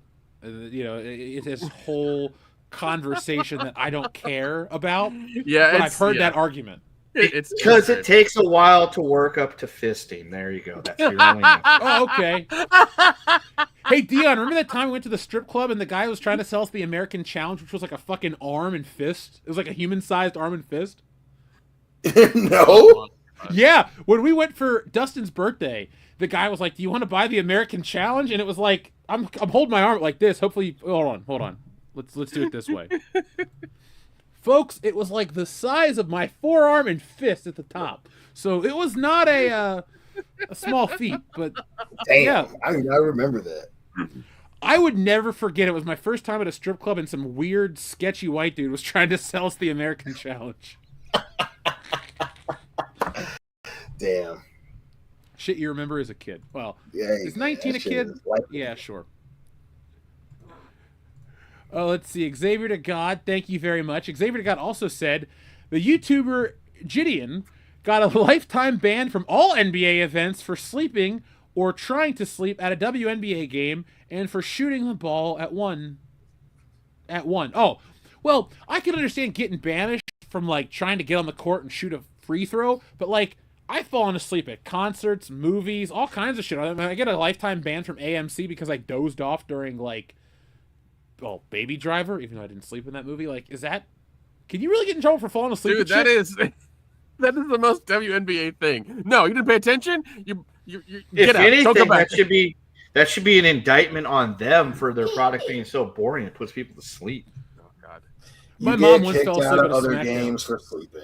That's not that WNBA is not being, they're definitely not learning all the lessons that they should be learning.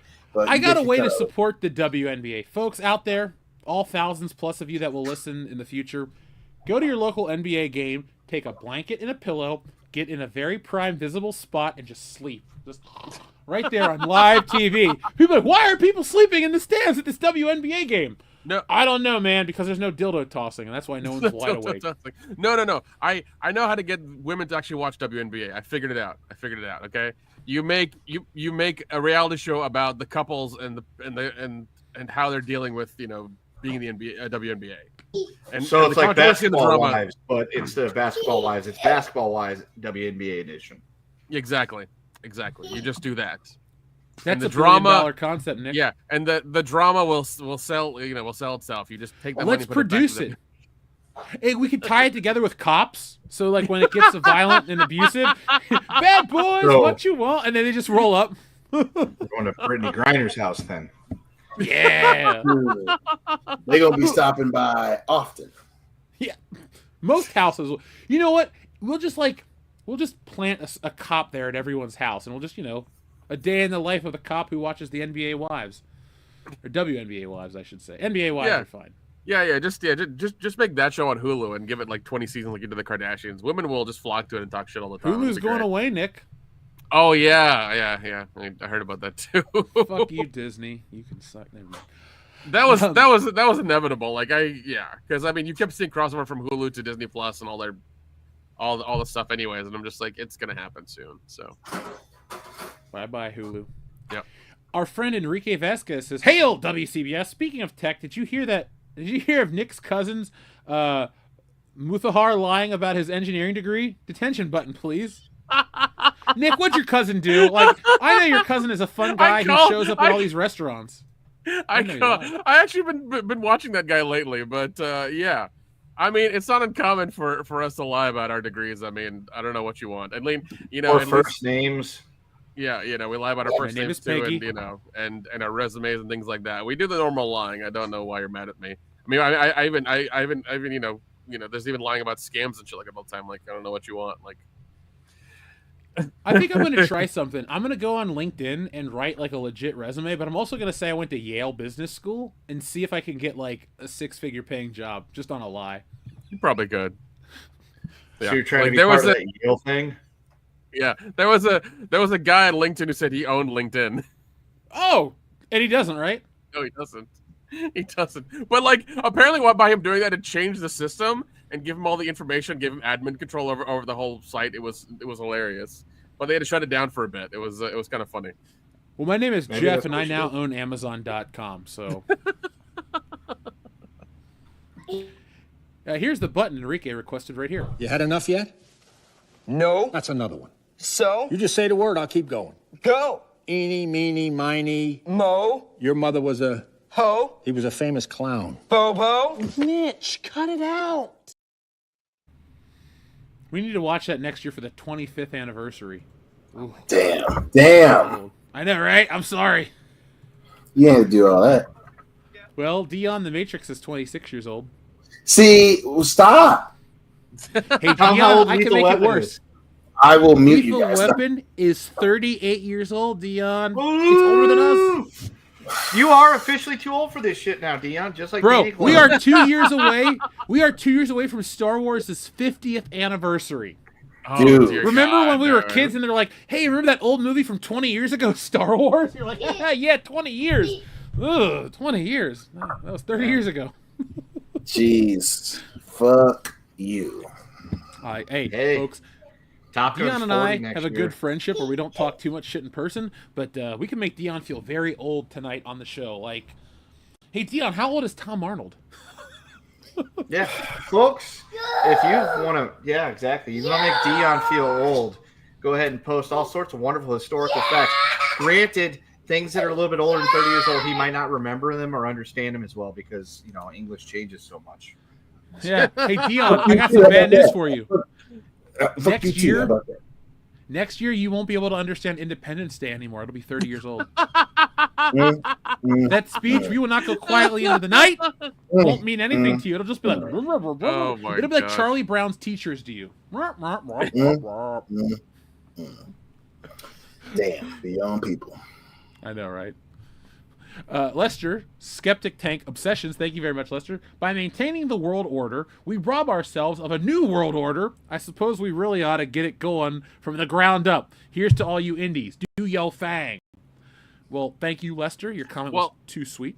Well, it's not just that. You guys have to support the indies as well too. I mean, it's fine if the indies make things and put out products, but people have to actually buy them, put money out there. Oh, That's our audience does, because folks, Stealing Solo 2 is almost done. I'll be visiting Nick in about 21 days, and I am doing my damnedest to be done with my part of that book within those 21 days. I had to stretch out the fight scene a little bit, but here's the thing. With the first Stealing Solo, we actually outsold per dollar what the Captain Marvel graphic novel released during the same month was. So this time for Stealing Solo 2, I know, man, I was proud of it. Oh, that's wonderful. And now, folks, I understand the climate, I understand the economic situation, but you want to get a copy of Stealing Solo right now, or Stealing Solo 2 coming up, because escapist entertainment is a good cure for all the modern day BS. We have a book that is full of escapist entertainment. It'll make you laugh. If it makes you cry, it's because you laugh too much. But my point is, it's a book free from modern year politics and any garbage. It's a world-class book from page 1 to page 50, so you won't regret anything. But be on the lookout, and like Nick says, you got to support the independents.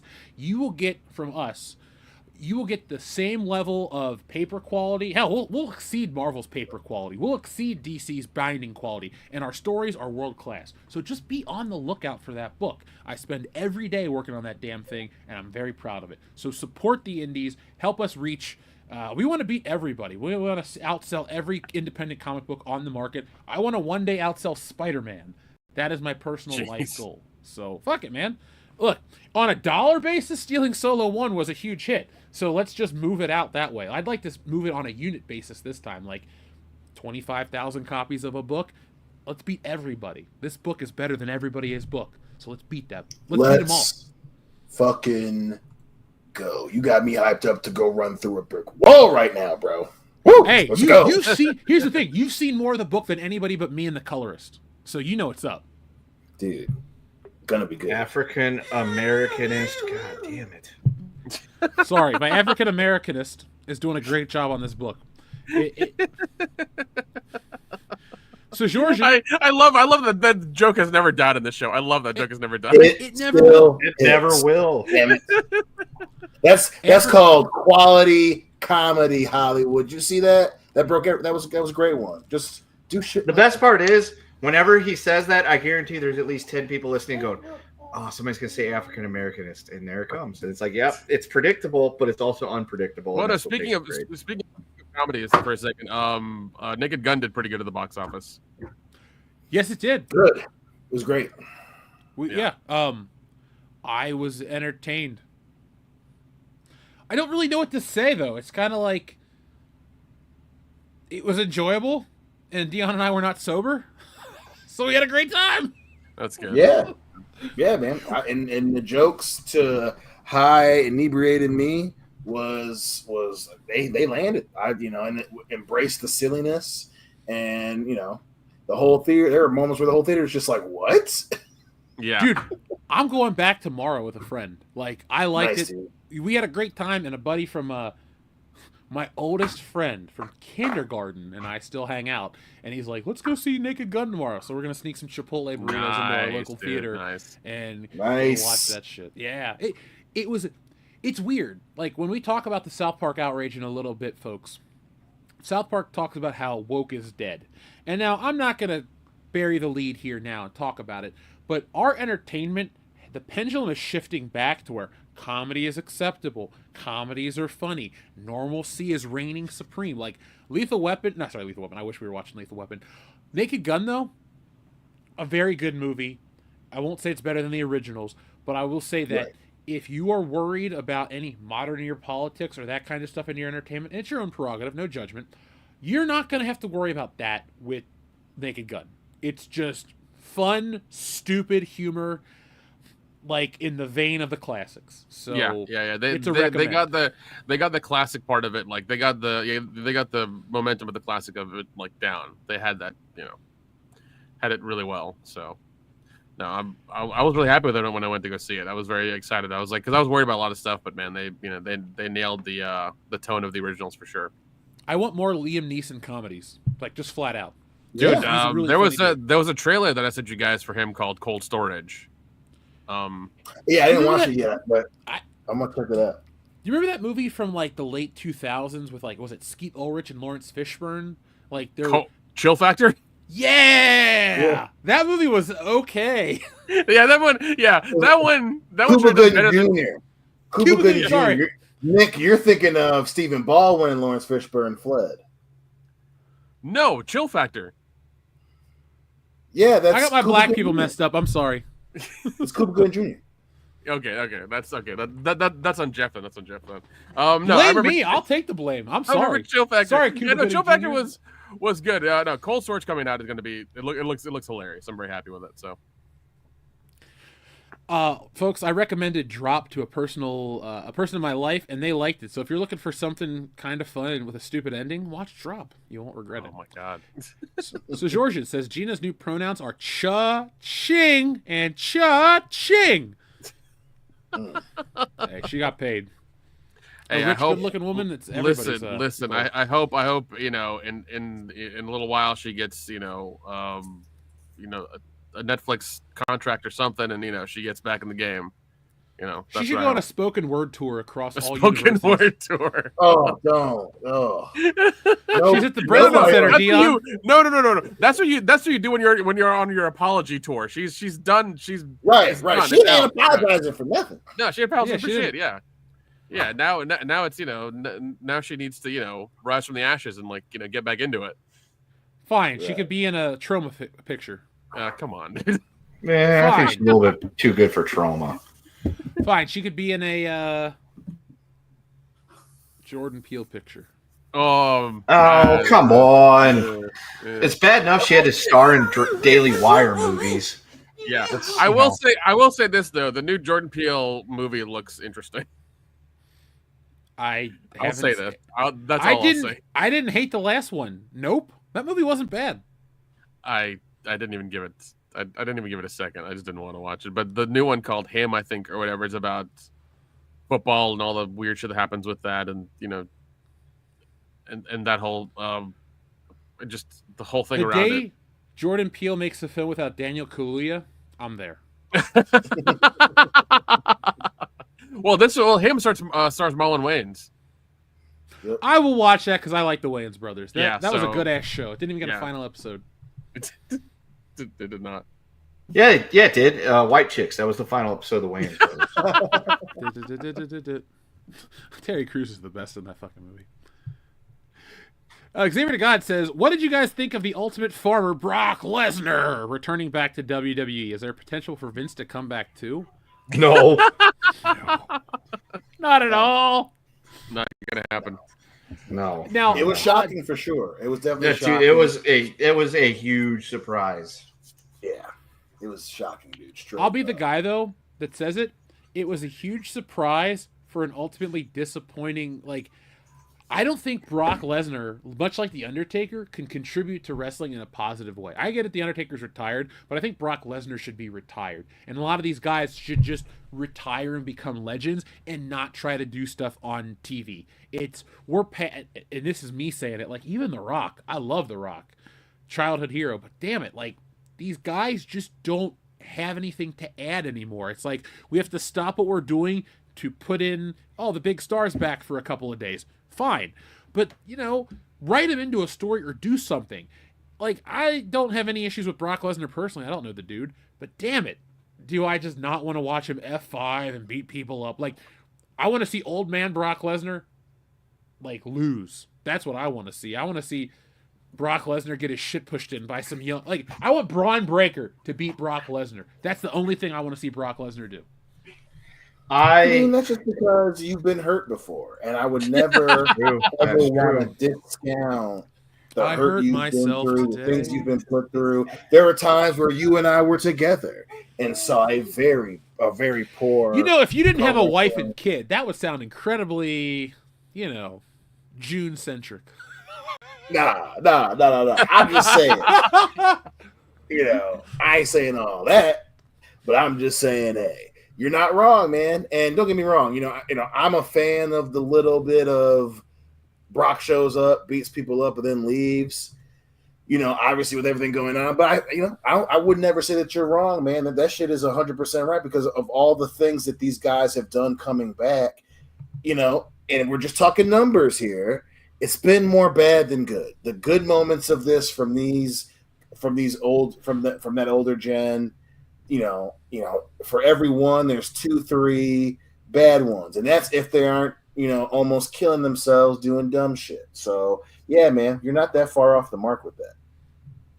No, but I get what they're doing. So, like, this is Cena's farewell tour, his retirement year, whatever the fuck you want to call it. They finally gave him the heel turn that everybody was looking forward to and wanting to see. And it was a fucking wet fart in church.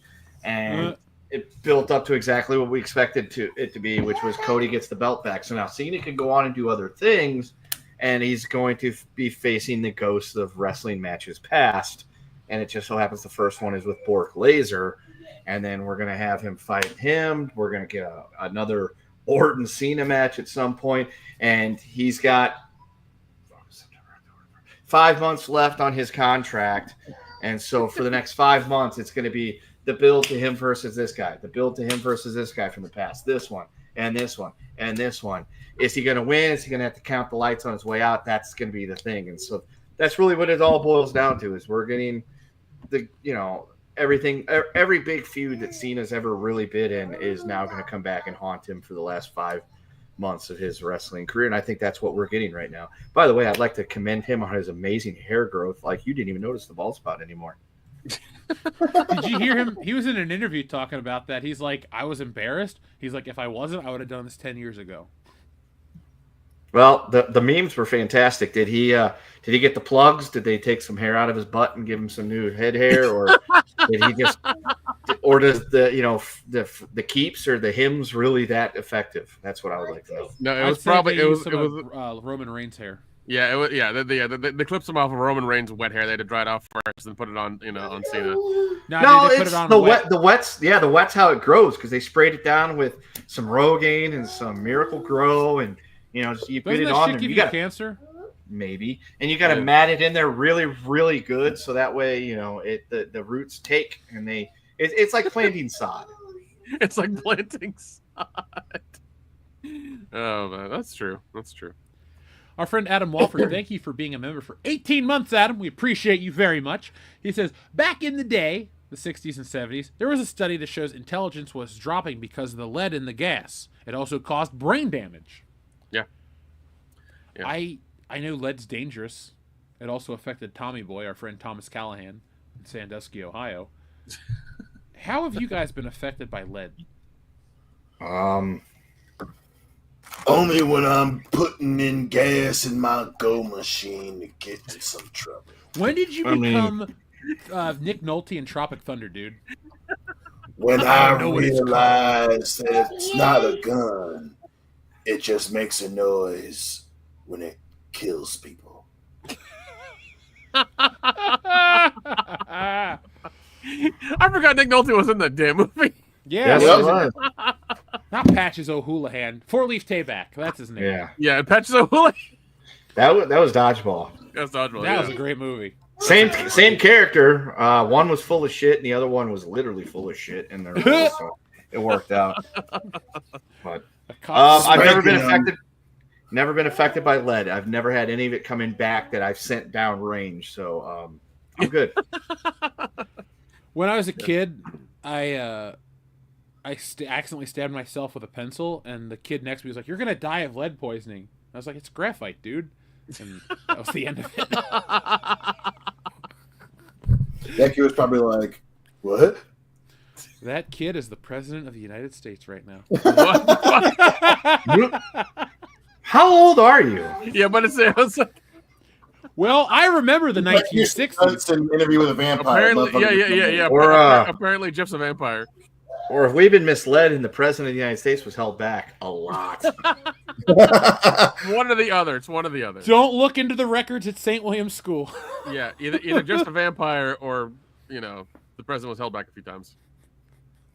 We should play a new game on the channel. Vampire or retarded? I mean...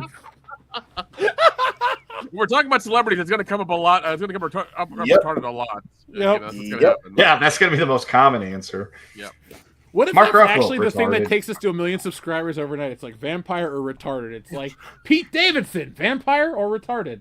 He's a vampire. He's can never retarded. convince- I mean, maybe he's a retarded vampire because he ends up, snagging a bunch of like really good looking chicks, and vampires are known for being able to do shit like that. So That's a really good point. That's a really good fucking point. again, maybe he's the crossover. He's the retarded vampire. He's the daywalker. He's the fucking daywalker. Yeah, look how fucking shiny that guy's skin is. You two are something else. Unbelievable. Unbelievable. Pete Davidson is the fucking daywalker. But I would watch that movie. The only ability he got with it without having to like regenerate is just like he's able to like get the ladies. That's the power transfer that he got. Well, if I was a vampire that would live forever, that's the best way to go. That's a different type of vampire bite. Yeah, he didn't get the regenerative the regenerative properties of the vampires. No, he got the fucking he's able to like mind control them and like get them to blow him. That's the part he got. Is that still consensual, Nick? Hey, I'm gonna answer that question. Well, vampires aren't real, That's Dion. why So it's not like you can Kilgrave's say- the bad guy. I love how we went from Adam Wofford's question about lead poisoning to Pete Davidson, retarded vampire. That's because we're world class. It's true. Pinky's out for world class bullshitters. Folks, make sure you guys are checking out our shorts over on YouTube, TikTok, Instagram, and Twitter.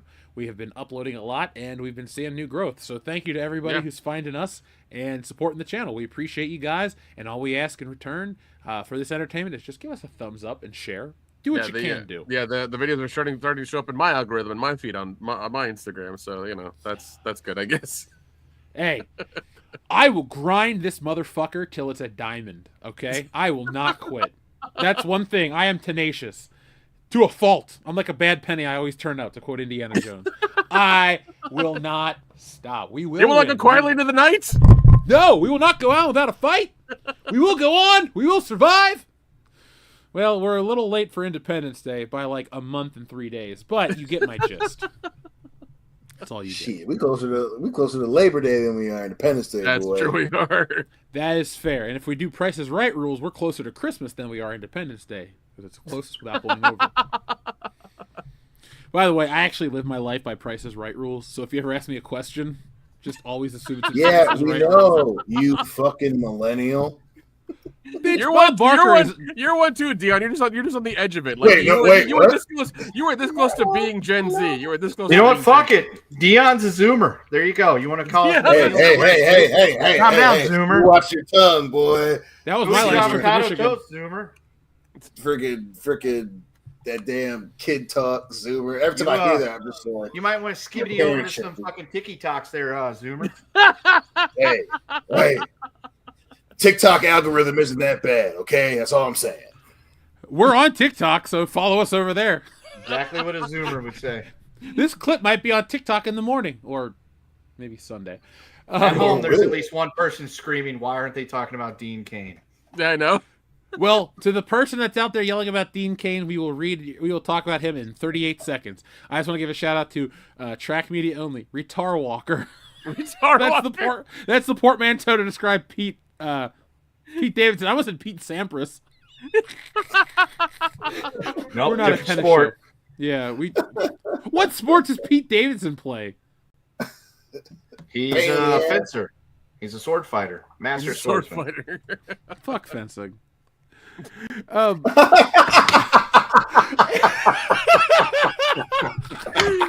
my god. And if you're a fan of the show, you know what he was talking about. That is some inside baseball.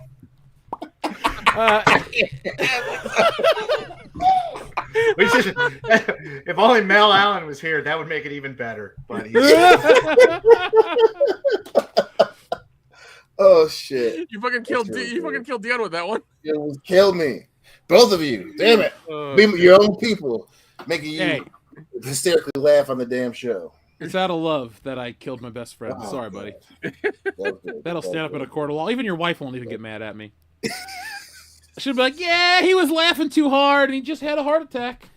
He said her. He died doing what he was waiting for that life insurance, man. She's waiting for the life insurance. Damn right, 150 G's. I'm leaving them with something. You feel me? And I was laughing while I was doing it. Dion laughed all the way to the bank in the sky.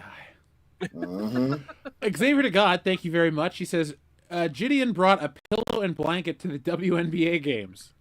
Dude, I would do better. I would bring a butler and like a cot, and I would just lay out in the middle of one of the aisles. Maybe play some like ASMR music to fall asleep. Get a wind machine. Take some melatonin. No, get you the headphones and like the eye mask. Oh God, yes, definitely. Do the whole thing. Nick, we should play. That's my Dragon Con costume, Nick. You're going to do yours. I'm going to do a WNBA dissenter. I'm going to have you push me on a hospital bed. Me just wearing that. Oh, my God. Yeah. Folks, make sure you follow us on all of our social platforms to check us out where we go. We have been putting the world in world-class bullshitters for the last year. So we will be returning to Dragon Con this year. Who will we meet? Who will we interview? Make sure you find out at the end of the month. Dragon Con is one of the biggest pop culture events in the world. And it's going to be a lot. Hey, Nick, pick me a number between 1 and 69 so we can transition. 42. Glass? Who gives a shit about Glass? Who the fuck is this? This is Deputy Chief of Police Dwayne T. Robinson, and I am in charge of this situation. Oh, you're in charge. Well, I got some bad news for you, Dwayne. I'm not the one who just got butt-fucked on national TV, Dwayne.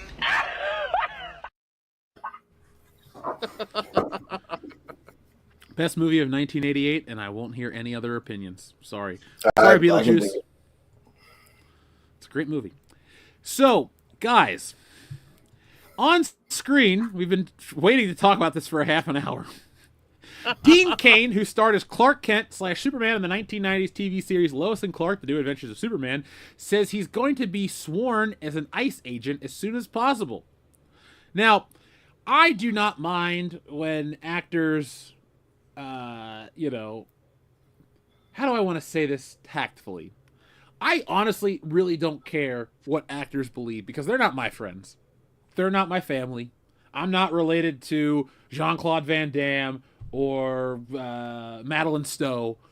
So I don't really give a shit about most of these people. But I wanted to ask you guys what you think of Dean Cain wanting to join ICE, because he goes from Superman to ICE agent, and I laugh because I've been watching South Park, and South Park is sharper than ever, man. It is biting. And on today's episode, I was thinking about Dean Cain because, like, they have ICE agents where they're like, oh man, there are Latinos in heaven, and like ICE drives into heaven and arrests the angels of Latinos. I died laughing. I'm a ghost. But what do you guys think of this shit? Because it's hilarious. Nothing ceases to surprise me in 2025. It is hilarious. It is just like, I get it. Don't get me wrong. I'm not saying that there aren't things going on that aren't serious, but like some things you just gotta like look at them, say them out loud, and then realize how utterly insane it is. And listen, he's getting his Elvis Presley, getting a Colt 45 from Nixon moment right now, and it's just so funny. They deputized Superman for immigration. Oh my god.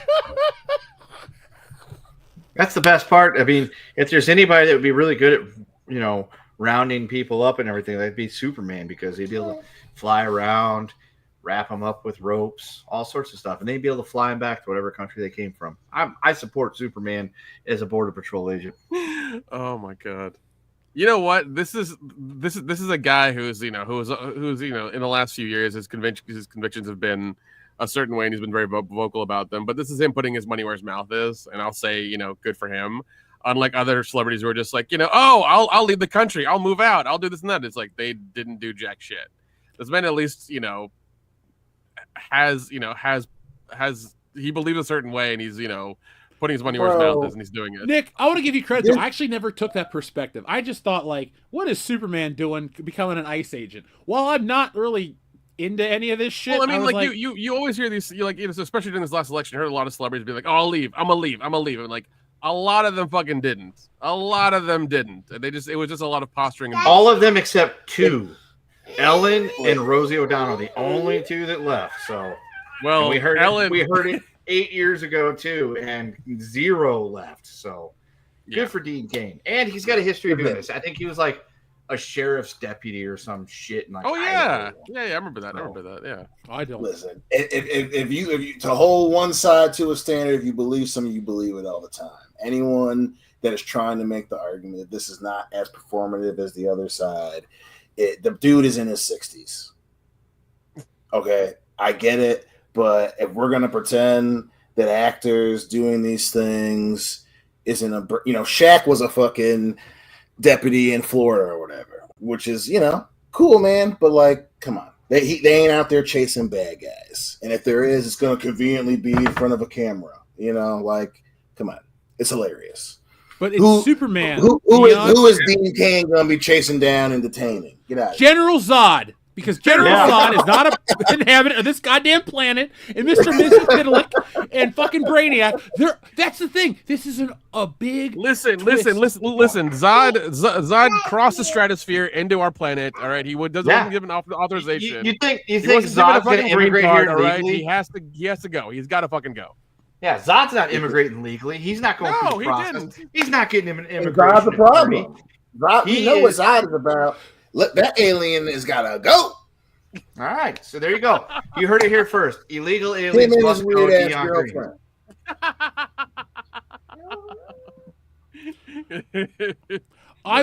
thing. I want to know. As an ICE agent is freaking hilarious. Oh, dude, it is. 100% it is. 100% it is. So you feel the same way about Rosie O'Donnell. You like, oh man, she put her money where her mouth is. Get out of here, dog. She put a lot of stuff where her mouth is, Dion. Come on now. She's one of the. I mean, you got giving people props. You got to give everybody, but they're all doing the same. Oh, I am 100% loving the fact that Rosie O'Donnell moved to Ireland. Oh no, yeah, same here. Yeah, same here. She can. I am glad. We don't really need her.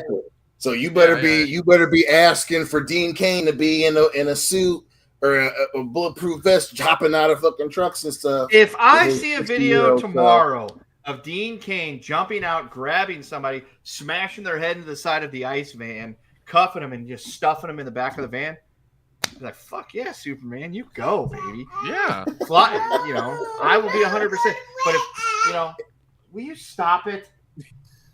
Do me a favor, guys. Walking around. Okay, so Dean Cain is going to join ICE. give me his backup team, all celebrities. So somebody mentioned Steven Seagal, but like, give me like the Avengers of celebrity ICE agents, because I want to like see that. Gina trailer. Carano might be there too. I don't know. She might be there. Okay. Gina Carano, Kevin Sorbo, Steven Seagal, Family Guy, James Woods Vanderbeek? will be the mic guy. Yeah. James Woods is the man in the chair. Yeah, James Woods is the man in the chair. Sign me the fuck up for this movie. Right, hang on. Mark Wahlberg will be there too. We're doing this wrong. We're gonna do the Ice A team, okay? The Ice A team. Who's the black guy? Who's our Mr. T? Herschel Walker. Herschel Walker. Yeah, he's still there. Barely. Okay. Yeah, he's there. Herschel Walker. You know all about him, right? Yeah, don't play the ads. They're very good. Right. Don't play the ads. That's how you get weird shit downloaded on your tablet and cost dad money sometimes. We got Schwarzenegger, Van Damme, Bob Sapp, Terry Crews, Christy Swanson. Yeah. Oh my god. What? Apparently, Sydney Sweeney might be there too. I'm just saying. I'm just saying. Yeah. Oh shit! I'll join anything she's leading. I'm just saying. There was some information leaked recently that about her voting a certain way, and people are just like, yay and nay about it. So Wait, so she votes? I'm guessing to the right, and she's got big boobs. Yeah. So they were right about her ad. It's 100% fascist propaganda. Yeah. Never mind.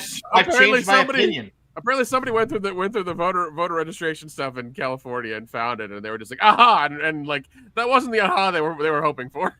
Yeah. Were they hoping for the Dutch band? Pretty much. No, they got the fucking Streisand effect, probably. That's what it is. That's what happened. No, but I want to watch this Ice Avengers movie. It's like Dean Cain is trying to tackle somebody. He can't do it on his own. He calls in his... Is there a Batman actor that we could get to be an ICE agent? Like... Yeah, Musk. It's Elon Musk. It's Elon Musk going to be the Batman. Yeah. No, I meant like a literal... Like, could Ben Affleck join? I don't know. Is that his ultimate revenge against J-Lo? No, get Burt Ward. Burt Ward is doing nothing except for selling organic dog food. You could get Burt Ward. But it's Burt Ward. You think Burt Ward? Yeah. That's fair. Put him in that old original outfit. Because rolling out, he's like 80, but he's still in good shape. Yeah, it's from that all. I think that. Is he in better shape than Butch Patrick? I would say so. He's taller. Oh, dude, how do we forget Kurt Russell? Oh my god. Right. Yeah. Kurt Russell. Yeah. He would join. The ICE team. Anything Kurt Russell does, I'm cool with. Like, Kurt Russell could beat up my grandma. She's also dead, so it doesn't matter. But I'm also on Kurt Russell's side for a lot of this shit. That's not where I thought that was going to go. No, it never is. Seems a bit over the line and out of character for Mr. Russell, but, It's for America, bro. Oh, there you go. My grandma got beat up. My dead grandma got beat up by Kurt Russell for America. There you go. That would be a good if I was dead and I don't know, some celebrity was like, I'm gonna whoop this dead dude's ass, what am I gonna do about it? I'm dead. That's fair. So I just wanted to know what you guys thought of that, because that broke me today. Like, I was eating lunch and I almost choked on it. Yeah, dude, I was laughing my ass off today. Dude, when you sent over the format for the show and it said Dean Cain joins ICE, I'm like, that can't be the ICE. That's got to be something else. Yeah, he does an ice skating team. That's ICE. Like that. Yeah. My question is, why don't I do it? But like, when is somebody gonna rewrite the song "Ice Ice Baby" about immigration? Like, seriously, that could be the greatest song ever made. I will have sometime tomorrow. Oh my god! I could try my hand at it. Please do. Too bad we couldn't get Jim Carrey to rap over it, because that'd be pretty. Stop. He wouldn't do that. Self-deport and listen. That's it. Now stop. Self-deport and listen. ICE is back. Oh, the brand new mission. Gotta snap you and send you across the border. Oh my god! Because you coming in here illegally is law and order. We want to say law and order. I love it. Give me like an hour. I could write Ice Babies, and that's about it. Check out the hook while the court deport you. Ice, baby. Oh my god. Oh, our friend Star Phoenix sends in a super chat about this topic. Oh, sorry. First off, Georgian. Don't forget Keanu Reeves. Is he going to join ICE? He seems too nice. Yeah, he gets along with everybody. He would probably be the best ICE agent they have, but at the same time, like, well, no, he would be the best ICE agent they had, because as soon as he show up to the door, all of them would be like, "Oh my god, it's John Wick. We need to just lay we will leave willingly." And then it would be great. I could be loud. It's my house. If Keanu Reeves showed up to my front door, I'd be like, "Hey man, what's up?" And I wouldn't be afraid because I'm from here. It's Keanu Reeves, yeah. I'm like, come on in, man. Let's I don't know. Let's watch a movie. I'll watch The Matrix. I'll self-deport Mr. Reeves. I don't know how I can. I'm do from that. Sweden. From here, but okay. Dion, I'm going to tell you something sad. I don't own a copy of The Matrix, so if Keanu Reeves showed up to my house, we couldn't watch it. Damn. Okay, I got it on DVD in storage, but I didn't get it on Blu-ray or 4K. So. Oh man.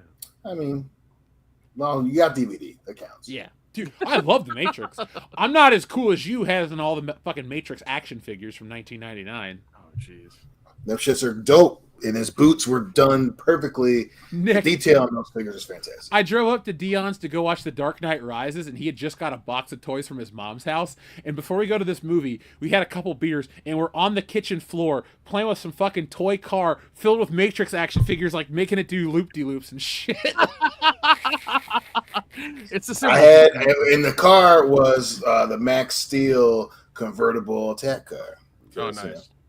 I had that. I had shit. the Stretch Armstrong convertible limousine. That thing was pretty cool. Oh my god. Stretch Armstrong was cool. Stretch Armstrong was fucking great. He should join ICE. Well, prepare to be fucked by the long dick of the law. Stretch Armstrong style. Our friend Star Phoenix, thank you very much. He says, did you hear ICE using Penske trucks as cover for one of their raids? It was part of Operation Trojan Horse. Oh my god. Yeah, they rolled up to a freaking Home Depot or some crazy shit. They rolled up to a Home Depot? Yeah, dude. I need starts counting 25 of you to build a deck. Just get in the back of the truck. It'd be great. Dion, didn't we have that conversation when I first landed in Michigan? We went to Home Depot and I talked about the differences between Michigan Home Depots, Ohio Home Depots, and California Home Depots. Yep. Nick, you've been to LA a lot. It is a stereotype. If you went to Home Depot at 8 in the morning, they're all waiting to be picked up for work. It's okay. It's happens here true. too. It's true. All right, it's true. On the West Coast, that's how you get shit done for cheap. Okay. When we were gonna redo the backyard, that was my suggestion. When she was talking to all these people, contractors coming, I'm like, I could go down to Star Nursery and just say, look, you four, here's $200. Get all these rocks out of my fucking backyard. And it would get done. Yeah, exactly. I have a house that needs to be cleared out. Here is $1,000 for the 5 of you. I need this done by 5 o'clock. There you go. I'll overpay to be nice. I did not hear about the Penske truck, but every time I think of a Penske truck, I think of the Punisher. Not the Punisher. Captain America Winter Soldier, because remember, Dion, that was the rumor that was the Punisher in the MCU. Every time Captain America got saved, it was a Penske truck. Yep. We literally live in the dumbest timeline. We have retarded vampires and ice trucks. Yep. Yeah, we do. Yep. We do. Oh well. Thank you though, Star Phoenix. We appreciate that. Our friend Georgian also says, Chuck Norris would make illegal immigrants self-deport yesterday just by looking at them with a smile. Yes, I made a Chuck Norris joke. You know, it's a great joke. Yeah, that's true. Chuck Norris would join ICE as well. We have buttons with Chuck Norris in them right here. Oh, well, pardon my French, but I'll be damned. Walker told me I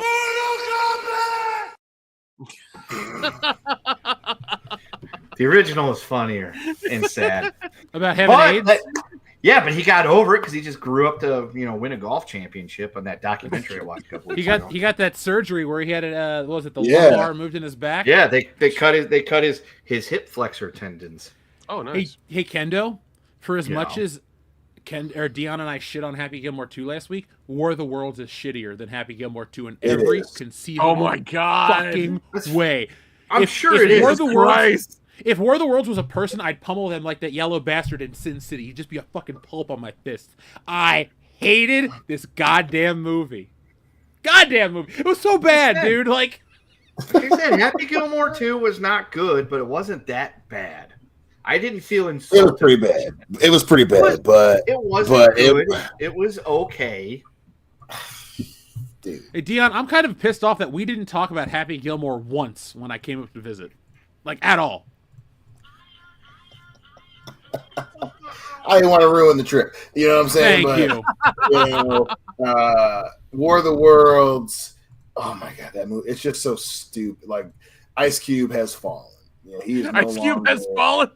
He is no longer Negropolis with attitude. You know what I'm saying? I'm pretty sure that happened a long time ago. I mean, are we there yet? Well, yeah, but for sure it is official. It is official, man. Yeah, but Kendo, the difference between like selling out to do a kids movie to like appeal to the next generation is different from being in the worst piece of shit movie ever fucking made. Like, this is one part terrible acting, one part terrible script, one part the worst CGI of the modern age, one part Amazon commercial, and one part terrible cast. Like, I like Ice Cube. I respect Ice Cube, but fuck Ice Cube for this movie. If I'm hearing you correctly, and I think I am, you're saying, Nick, go get a copy of this so we can watch it for Patreon. He already did check the chat. Just check the chat. It's there because I'm making a fucking video about this. Now, folks, I know this is hyperbolic because we've had a couple drinks. I'm teasing it for the people. Tease it. Folks, if you want extra bonus content, we know you do, go to patreon.com/worldclassbs. We've been giving you a lot of bonus content. Coming up, we're going to give you a Jaws 50th anniversary as well as a Dick Tracy 30th anniversary. And then I guess we'll all get inebriated and we'll try to watch War of the Worlds. Your data is deadly. No. I really cannot wait to get drunk and watch this with you guys because it's going to be fucking hilarious at how awful it is. Can you live stream on Patreon? Because I think that'd be fun. I think you can. You know what we could do is we could live stream it on YouTube and then take it off instantly, and then it archives on Patreon. That way, it's like, oh, I missed it. Well, sorry, bonus content. Yeah. Plus, if you're at a certain Patreon level, you not only get everything we've ever done, but you can watch the movie with us. So say you're like, oh, shit, I got something to do on that Wednesday, October something, and I can't watch this movie with them live on the YouTube. I will sit down and I will put my $10 down on their Patron, and I will watch it along with them on Friday evening when I can get cozy and have my pants off. Yeah, just don't tell us you're not rocking pants, Kendo. Yeah, no, I mean, so fine.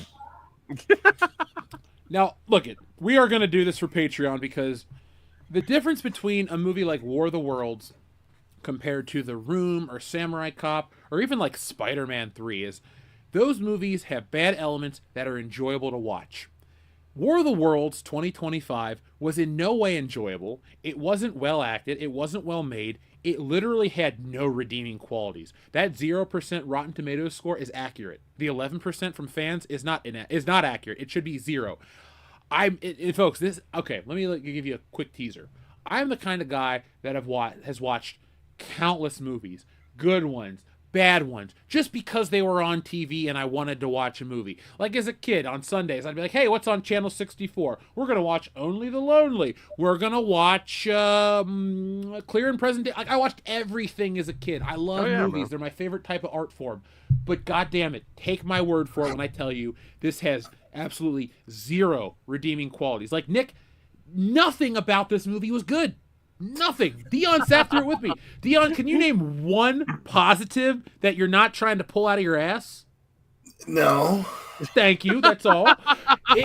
Nick, this movie, basically Ice Cube works for the government and aliens invade because they want to steal our data from national data centers. But then you find out it's like a ploy from the government, and the government agent is Agent Coulson from the Avengers.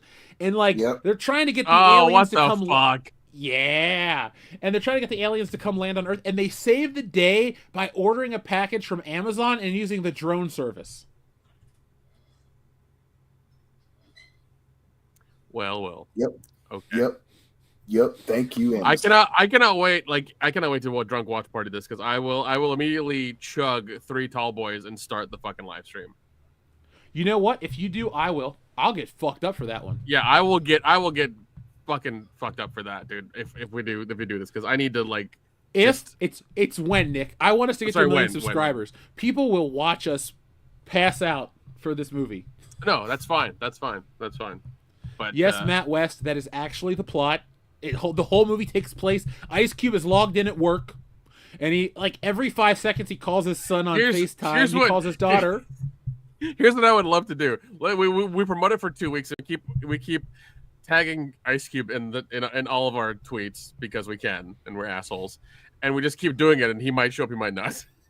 Look, I still like Ice Cube. I still like 21 Jump Street. I still like NWA. I'm not embarrassed. His music's solid. But man, if I ever met Ice Cube, I'd be cool in the beginning. I'd be like, what the fuck was up with War of the Worlds? Seriously. He's probably like 6-0, 7-0. That's why. Yep. Yo, man, what the fuck was up with War of the Worlds? The budget didn't go into the CGI. I could admit, I watched the trailer. It looks like you're just looking at a screen, like a screen overlay on top of him is what it looks like. It's what it looks like. You watch that, but there are CGI shots in this movie. They show these creatures attacking. It looks like a Roger Corman movie. It's all jittery and shit. Seriously, that was the part that lost me, because I could understand it being terrible, but it looks good. No, it doesn't look good at all. There is nothing good about this film. Oh my god, dude. It's really bad. It's really, really bad. Dion, what was the worst part of the film for you? When they first start attacking, you got the thing with the fucking, and he's in the middle of an operation or whatever. He's leading an operation because it's all through webcams, right? Yep. And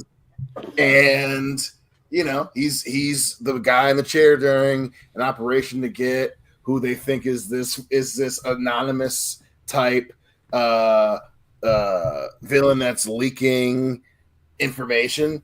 And right when they start to go after them is when the I can't even say aliens. The alien, I guess, show up, and he calls his daughter, and he's going back and forth between this meeting with the president and the Joint Chiefs and stuff, and talking to his daughter. And he's just like, get away from that! What? And then that whole scene, I'm like, what is this, dude? Oh, what are we watching? Is Neil Breen directed? Neil Breen directed. Neil Breen, fuck! He had to have. Crazy. Oh my god, dude, we're forgetting that Eva Longoria was his friend that he would randomly call, and she was about to die, and then the next scene, she's in some lab. I'm okay, just not addressed.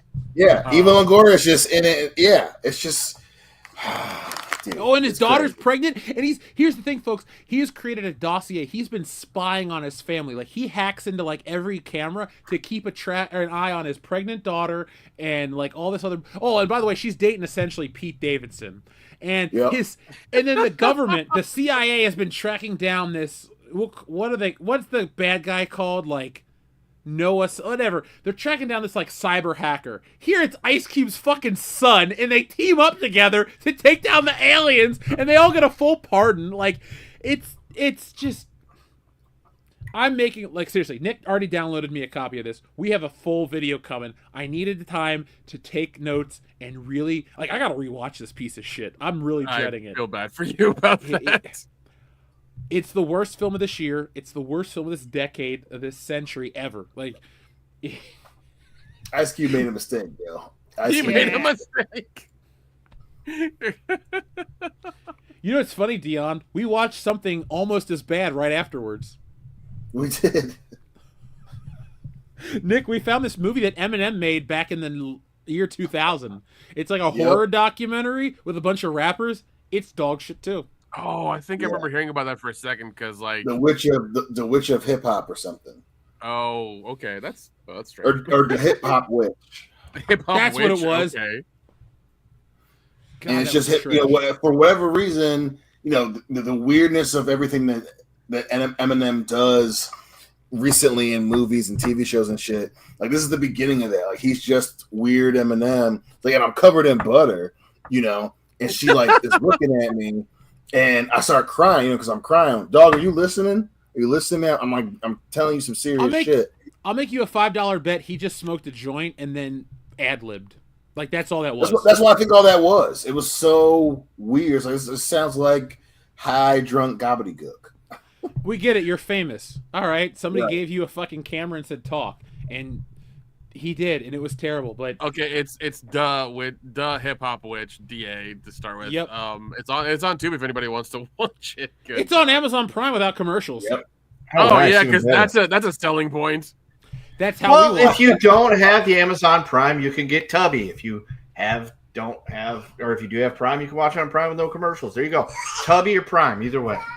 So you'll get a Tubby from watching it. It was just shit. We had to stop watching. We did turn it off. Is there anything else you want to say about War of the Worlds? Like, list me a movie that is shittier than War of the Worlds. This one. I mean, literally, it's the only movie that I can say that maybe isn't shittier but equally as bad are the Neil Breen films. Like where it's just, where he's using like what is it like 6 like Lenovo laptops to like communicate with aliens or some shit like that. Yep. Yeah. And emotion is to just make noise with them, and that's this movie. And then the special effects are birdemic quality. Yep. Yeah. Oh my god. Yeah. And he remote controls a Tesla. He remote controls. Oh yeah, I forgot he drive. Oh my god! I tried to forget that movie. You tried to forget it. Hey, baby, listen, look at me. I got you. Go run the Tesla down. Get away from that. I'm opening the door. Oh my god! I'm like, is this supposed to be like against remote technology or not? Like, what? He just saved his daughter. She's got like a thing in her leg. And and literally when he says Pete hold Davidson, on. By thing, Dion means a piece of rebar has shot through her leg and she can barely. Okay, all right.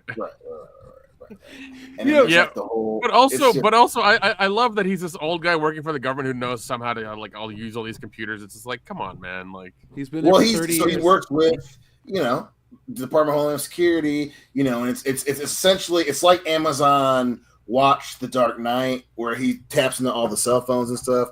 It's like that. And he has access to every device, and he's on the computer, and he can't get out of the building because during the attack, the building locks down. Yep. That makes No, that's the MacGuffin. That's the MacGuffin. Yep. That's the MacGuffin. That's why you're like, why the fuck wouldn't you just leave, dude? Gotta love McMuffins. This package, and he's briefing the president and run to the Tesla. Now just get in the. She's like, I can't drive like this. He's like, don't worry about it, baby girl. And he puts the self drives it. Like it turns on the fucking AC and stuff. Oh my god, this sounds so fucking terrible.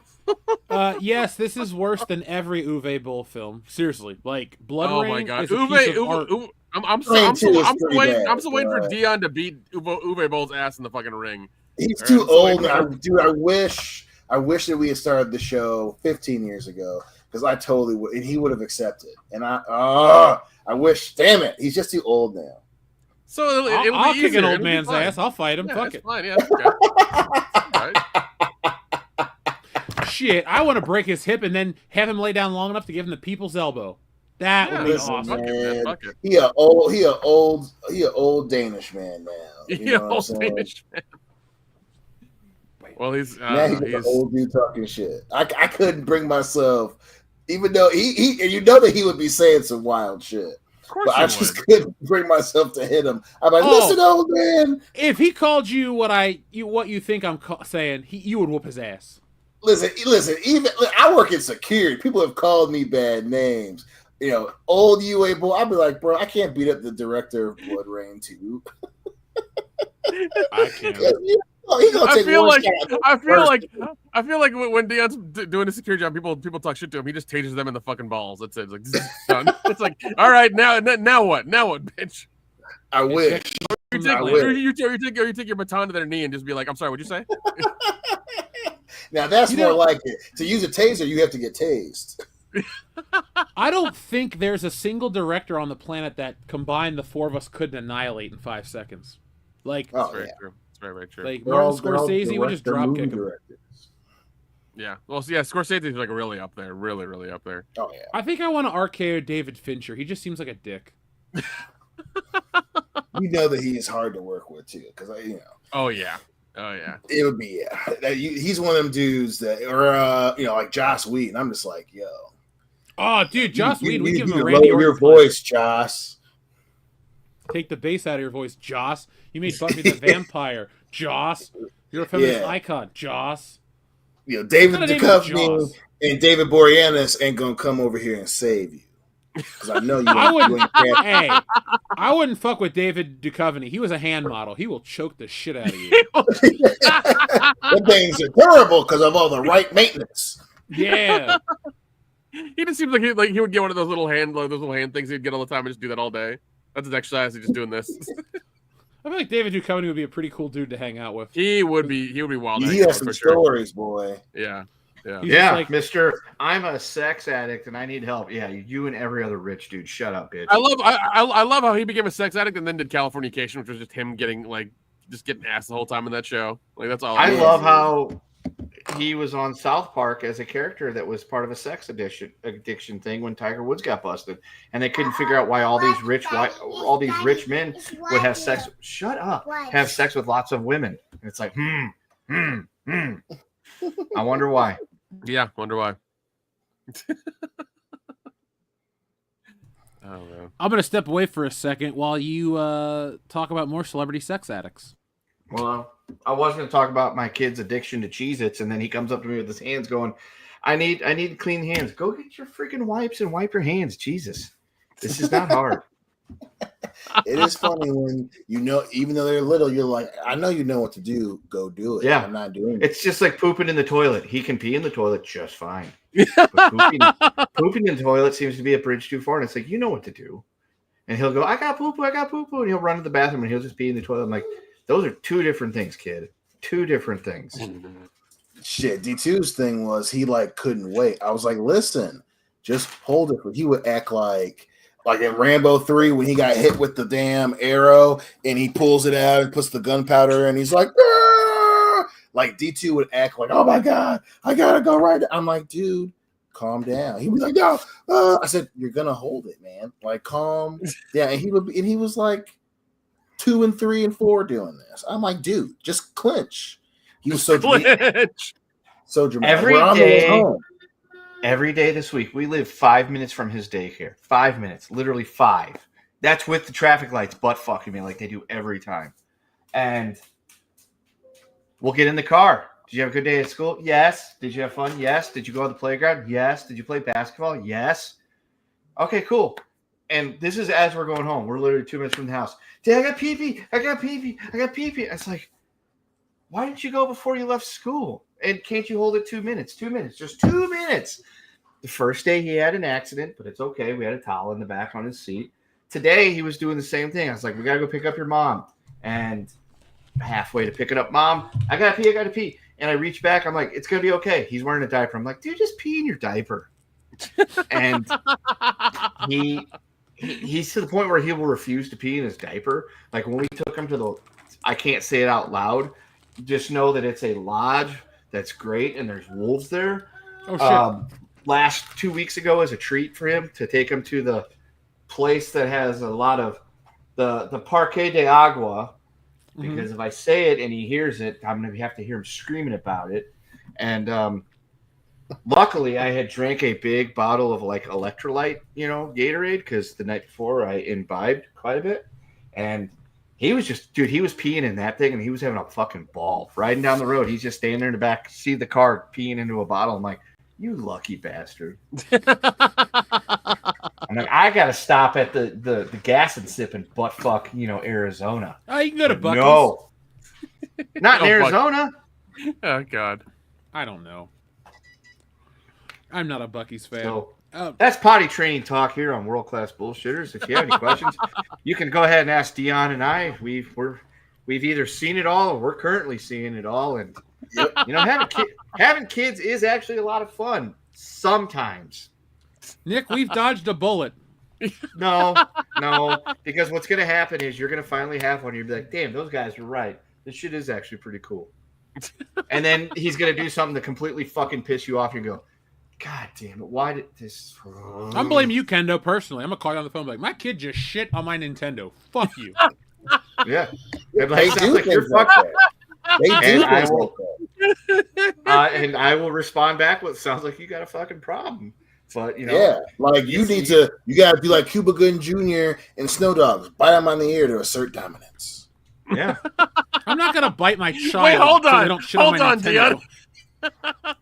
Dion, is that what you did at a young age? You had to bite your kid in the ear to assert dominance? Listen, he did last weekend. Get some water. Listen, there are things that they'll do, and you'll be like, I have to like give you a lesson about this so you don't keep doing it. And there was a time where, you know, and we all laugh about it, and it was a thing, especially when it was a good meme. But like, my kid was the kid who bit, and like I had to put an end to it. I had no choice. I'm like, yo, he needs to go to daycare. I got a job. You know what I'm saying? My wife gets serious about her career. He needs to be able to go to daycare, because if your kid's a biter, they'll kick you out for that shit. So like, I'm like, yo, I gotta make sure that my kid don't go to kid jail. You know what I'm saying? And he would do that thing.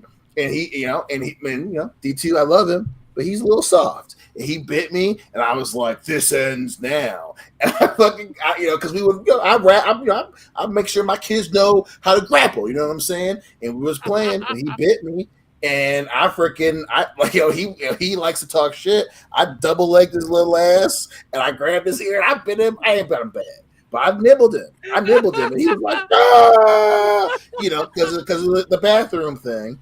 And my kid is also like, that's why I love Kendo for his personality. You know what I'm saying? He a little cutie too, but I get that. Like D2, my kid does the same shit, and he's soft. And I nibbled his ear. He literally was doing the thing where he thought he was bleeding. He's like, "Oh God, oh God!" I was like, "That's why we don't bite." And then I never heard about that shit ever again. I was like, you know what? You're welcome, son. That shit happened. But you're like, I gotta bite this kid. But this kid has to learn. Next week we need to give dad advice with Mr. Cleo. Parenting advice with Mr. Cleo. There we go. That's what it's titled. It's the Coos Bros dad advice. There you go. We had something similar when we took him to daycare.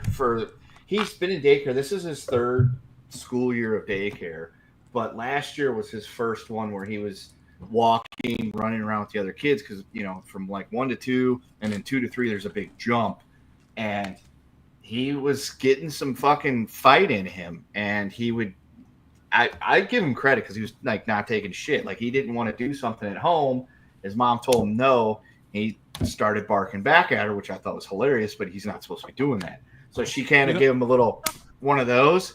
He fucking swung back at her, and I had to turn her away because I'm like, dude, kids got to fight. I love it. And he's willing to do that. He's willing to do that shit with her at the time because mom's 4'10". She's not a very big person. Whereas he would never pull that shit with me because he sees me as obviously the more dominant force because mom's Asian, I'm white. But then it has nothing to do with the size disparity either. That mom's 4'10", maybe 120. Dad is 6 foot. Driver's license says I'm 215, and so he wouldn't pull that shit on me. So she then smacked him a little bit harder. He started swinging back at her, and then she finally's like, "You do something." I just turned and looked at him and was like, "Knock it off." I just picked the hand up, and that was it. He stopped. No, there was no more trying to hit mom or dad. He never tried to hit dad because that would have been the last thing he would do. Literally, boom, and no more. He will hit other kids at school when they start shit with him. Like the other day, some kid tried to get his backpack for him to help him out. I felt so bad for this kid. He was just trying to be nice and say, "Hey, look, I got you your backpack for you, baby OJ, because your daddy's here." And instead, he ran over, he grabbed that kid, pulled his hand off. He's like, "No, mine." And another kid walked up. She's like, "Hi," and he walked up. He pushed her away. He's like, "My daddy." I'm like, "It's okay." My daddy. Yeah, literally. I'm like, "It's okay." They're just trying to help, and that kid's just trying to say hi to me. It's not the end of the world, It might be. I mean, for him, it was. The kid's got some fight. I'll give you that. He's a fighter, but like I told, I think it was either Loudy or Chris Wicks, friend of the channel, said on a picture of me and the kid, he goes, "Man, that boy's getting big." I'm like, until he can kick my ass, I still wear the crown in this house. So I don't foresee that happening anytime soon, because while I'd like to think that he would like to get big one day, I also remember that his mom is well. I mean, it's at some point, Kendall, you're going to be in diapers too. Okay, so don't worry about it. That's true. It's fine. Again, the day that he feels froggy enough to leap and kick my ass is the day that I will finally say, "You are the man of this house." But that shit ain't happening. Is that Thomas the Tank Engine in the background? Yes, he did actually poop in the toilet by himself, ironically, in Los Angeles. So his reward for that was a Christmas present his grandma got him last year, which was a talking Cranky playset. So the trains talk to each other, and Cranky talks to them and calls them assholes that make his day hard or some shit. I don't know. Cranky's a dick. When did Cranky join Shining Time Station? I don't remember that character. I think he's more of a Thomas and Friends All Engines Go thing. So it's kind of like, the way I could explain it to you would be like Teenage Mutant Ninja Turtles, but the 2012 version as opposed to the 87 version. Okay. I'm definitely too old for all this shit, but now I know. I'm just glad that he can enunciate Percy a little bit better, that it doesn't come out sounding like pussy. And then people look at me when he says it wrong. I'm like, I don't say that word around my kid unless there's a football game happening and I use the plural version of that word. Everybody understands that, though. Fair enough. All right, so, folks, we talk about remakes, reboots. We lament the fact that a classic comes back and shits the bed. But every once in a while, a classic returns, and it's just as good as the original. And that is what I thought about the new King of the Hill revival. I like this so much, the fact that, Dion, when I came home on Monday, I ordered takeout, and I watched every episode in a row, all 10 episodes. I was hooked. I thought this show was damn fine. Kendo, you watched it as well. What did you think? Dude, I loved it. Hang on. Hey, that song is great, but give me a second. So, luckily for me, it came out at midnight Eastern, but they staggered it for the rest of the time zones. And so I got it at 9 o'clock on Sunday night. I watched, I think, 5 episodes Sunday night, and then I watched the rest of it Monday afternoon. I thought it was great. I loved it. Speaking of fandom, the King of the Hill fan group that we were both in, that's driving me nuts with their fandom shit, because it's all like, I know. I can't understand. I can't stand his voice. I can't get blah, blah, blah. I'm like, number one, Johnny Hardwick was old and dying, as we found out. So the Dale voice was a little off, because I'm like, suspend disbelief. Pretend that maybe Dale has been, continuing to chain smoke for 15 years, and that's why his voice sounds really bad. And then, like, everybody's complaining about the voices. I will give them the Ted Wasana song thing and the Khan thing, because, wanting to not use Toby Huss and get Asian American actors instead of a white guy kind of made those voices a little jarring at first. Yeah. But everything else was fine, dude. The show was good. It didn't miss a beat. It was like old King of the Hill, set in modern times, them dealing with modern shit, and everything is exactly what we thought it would be, which is Hank Hill dealing with current day stuff, and the only way Hank Hill can do so. You got everybody. You got GH in there. Even Buck Strickland makes a return, which I'm surprised he wasn't dead. I was surprised. I figured old Buck would be dead, but he's just as retired, living off his millions of propane dollars. Peggy is a little extra, which I chalk that up to her having another 10 or 15 years worth of her narcissistic personality just honing itself even more. But yeah, dude, I think everybody was there. Lucky and Luann aren't there, and they showed their picture on the wall, which either they haven't explained that, or they're just gonna say they moved away or something. Dee Dee's in it. Cotton Hill's in it. Flashback, he's still dead. And yeah, I was very happy with the revival. I'm like, this is exactly what I would expect season 4 of King of the Hill to be if it happened 10 years after season 13 ended. It picks up where it's left off. Bravo, Mike Judge. You did a good job.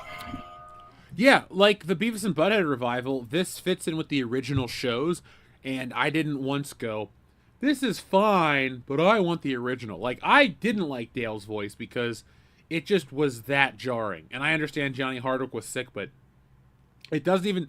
he doesn't even have the same speech pattern. But other than that, I was on board with everything else. I actually like how chill Hank Hill is these days. Like, you know, I'm going to make a video on this. I've already started. But King of the Hill and South Park are both talking about similar topical issues. And they come at it from a different approach. And King of the Hill is a much more nuanced look at the world we live in. And Hank Hill, you know, being away in Saudi Arabia, as fucking Peggy would say, you know, you're basically away from America and you come back and the world has changed. And I liked that. And so Hank Hill is still that really middle of the road kind of guy. It's like he's the moral compass of the world. And I just enjoyed that. I didn't once feel like I was being preached to or sermonized to about any kind of modern issues. They talk about new age stuff, but like, you know, they dump on it. Like Connie and Chang Wasana-san are in this open relationship, and she clearly fucking hates it and doesn't like how that goes. And it's just funny how Hank has always been right. Like, I don't know how a TV character always gets it right, but Hank Hill does. So, Dion, I highly recommend you watch it. Nick, if you like King of the Hill, I recommend you watch it. Every episode is great. Our plan, one of our things to do this weekend is watching King of the Hill. It's block off 5 hours, because after you watch the first episode, you're like, I want to see the next one. I'm going to want to see the next one. If it wasn't for the fact that it was 12:30 almost by the time I got through episode 5 on Sunday night, and I had to be at work at 8 o'clock the next morning, I would have continued to go. But it was great. I'll fix it in a minute. So I would say, unpopular opinion, I thought Toby Huss doing a Johnny Hardwick doing Dale Gribble impersonation was better than Johnny Hardwick doing Dale Gribble for the first few episodes. I do love the fact that they are in a, what the hell was it, non-ethical, monogamous something relationship or whatever. An NS, you know, not safe for work relationship or whatever the fuck it was called. I thought that was funny as shit because, God damn it. It was a good show. Yeah, I thought that was funny too because it just, like, Bobby had this crazy girlfriend who, like, shaved the side of her head and all this crap, and then was like, oh, I still love the Connie. vegan. And, yeah, the vegan. Yeah, I couldn't pronounce vegan. Like, Can't we just give her a bag of ass? Yeah, like, if you're a diehard King of the Hill fan like I am, it really just checks off all the boxes. It did it right, and it's so nice because, you know, when it comes to a Mike Judge production, I don't have to hesitate. Is it going to be enjoyable? Is it going to be fun? It's Mike Judge, and he always delivers. You know, I didn't think that anything from, like, Disney reboots or any of these other continuations, I don't think they've really delivered. But both King of the Hill and Beavis and Butthead have delivered. And yeah, Clone Geek, Bobby and Connie do get back together, kind of. Not like together, but it's weird. Like, people were complaining in that Facebook group, Kendo, because Bobby Hill gets laid at the beginning of the first episode, and you're like, all right, he's a normal guy. And so he just is. Bobby Hill grew up to be completely normal. Like, you think he's going to be this weird prop comic? No, he works in, was it San Antonio, and he has a restaurant. No, he's in Dallas. He's got Robotachan, which is a fusion of Japanese and German cooking, which I'm like, Bobby Hill bringing the Axis powers back together in the culinary world. I never thought would be a thing, but here we are. It sounds delicious, though. He just needs to get some spaghetti, and he's got the entire, you know, Axis alliance from World War II. It's spaghetti. Spaghetti, yeah, spaghetti and meatballs. So, you pull your leg. But yeah, no, he's got his own restaurant. He didn't go to college. He even's like, I didn't go to college, and I'm doing great. And which he went the trade route. He knew what he wanted to do. He wanted to be a chef. He's not the prop comic. He wanted to be a chef. They make fun of beer because they do like the brewing competition, and all the older guys want a lager beer that tastes like what they're familiar with, where all the young people want something, you know, Lape would, you know, fob himself off to, which is a 1,000 different fucking hops and some fruit. And it's fantastic. And they play the whole will they, won't they thing with him and Connie the whole time, which is nice. It was like, I'm like, okay, it's kind kind of a trope, but at the same time, they're adults now, and they really they do it in a way that Bobby hasn't really thought about Connie for a while until he runs into her, leaving the dorm after hooking up with that chick for a one-nighter, and then that kind of brings it all back. So they play the will they won't they thing. The season ends with them sort of reconciling and being like, hey, we have a lot of fun together, and we used to have a lot of fun, but was it because we have fun with each other knowing what it was like to be kids, or do we like each other as adults? And that's where they kind of leave that. Yeah, I liked it because they didn't make any of the characters more annoying. Like, Peggy has always been annoying, and she's still annoying. But, like, Khan became like a pathetic shell of a man. Which is what you wanted to see happen.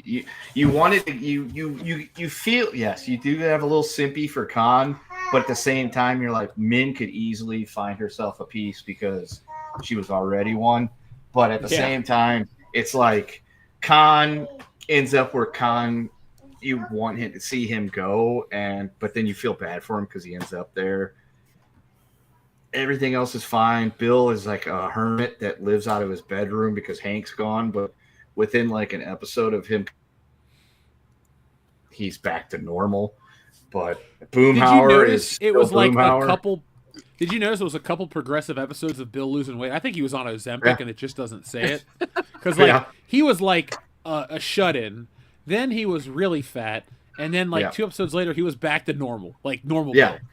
Yeah, they progressioned him back from being the 600-pound life to normal Bill within like 4 episodes. It was great. They explained what was going on with the Hills house. They essentially explained everything that you would be like, well, what about this? What about that? And the fact that they went to Saudi Arabia for 10 years is perfect because they were living there and probably completely shut off about everything that was happening in America, living on some kind of really odd commune / little Texas version of Saudi Arabia. Yeah. While Hank was there, and Hank picks up soccer and turns out to really like soccer, which I thought was hilarious, even though he didn't explain the offside rule correctly.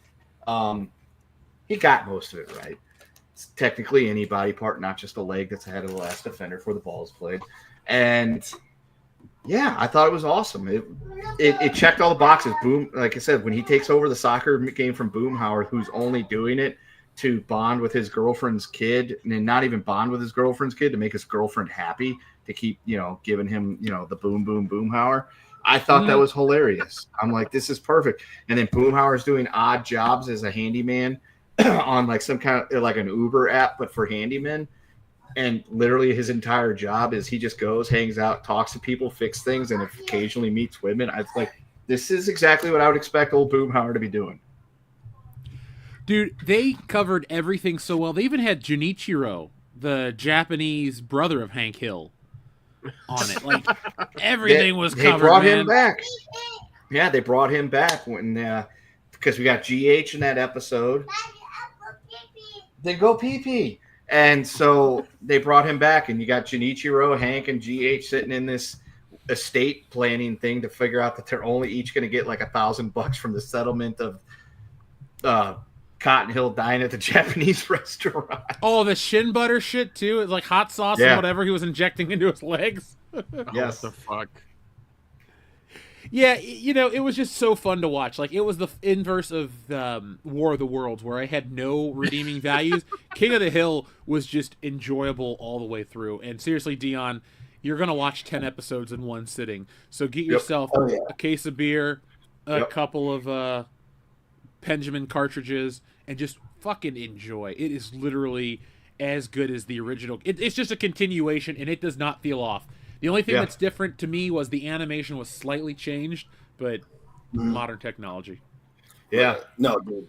Hillary is beside herself excited. So, dude, I finished the 10th episode Monday afternoon around noon, and after I figured out that I could continue hiding upstairs under the guise of doing work, I sat down and I just pulled up the Zulu and fired up King of the Hill episode 1, season 1. It's like, let's go through this shit again. I got to have it more in the veins. Let's go. Dude, I watch King of the Hill every couple days. It's usually like Oh, it's Wednesday and I want to eat lunch and I don't know what to watch. King of the Hill. Like, the only thing I wish streaming had was randomized episodes, because if you could randomize King of the Hill on streaming, I'd literally watch nothing else. It could just play non-stop. Oh, episode 4 of season 12. Episode 1 of season 3. Like, just randomly, and I don't have to pick them, because with the exception of Mrs. Wakefield, there's not a bad King of the Hill episode. So that's probably the future, in all honesty, where you'll get people who have, well, you know, if there's a show like Friends or anything like that, like an old show, I'm sure they'll have that option coming up. Why would you bring Friends up in a discussion about King of the Hill? I'm just saying, it's people the most watched streaming show ever. Yeah, for a show that people watch a lot and always quote, because, like, trust me, I hate it just as much as you do, Kendo. I really do. But I'm just saying it for the context of what I'm saying. I think there will be a shuffle thing that happens on some VOD platform. Dude, I wish they had that, because yeah, exactly. So there was like a time where I'm like, dude, I want to watch old Unsolved Mysteries, and I even Googled random Unsolved Mysteries episode generator, and I would get random shit from the internet about, oh, this video about this unsolved mystery. I'm like, no, I want Robert Stack trying to scare me like I was 6. And let's see, where is that show right now?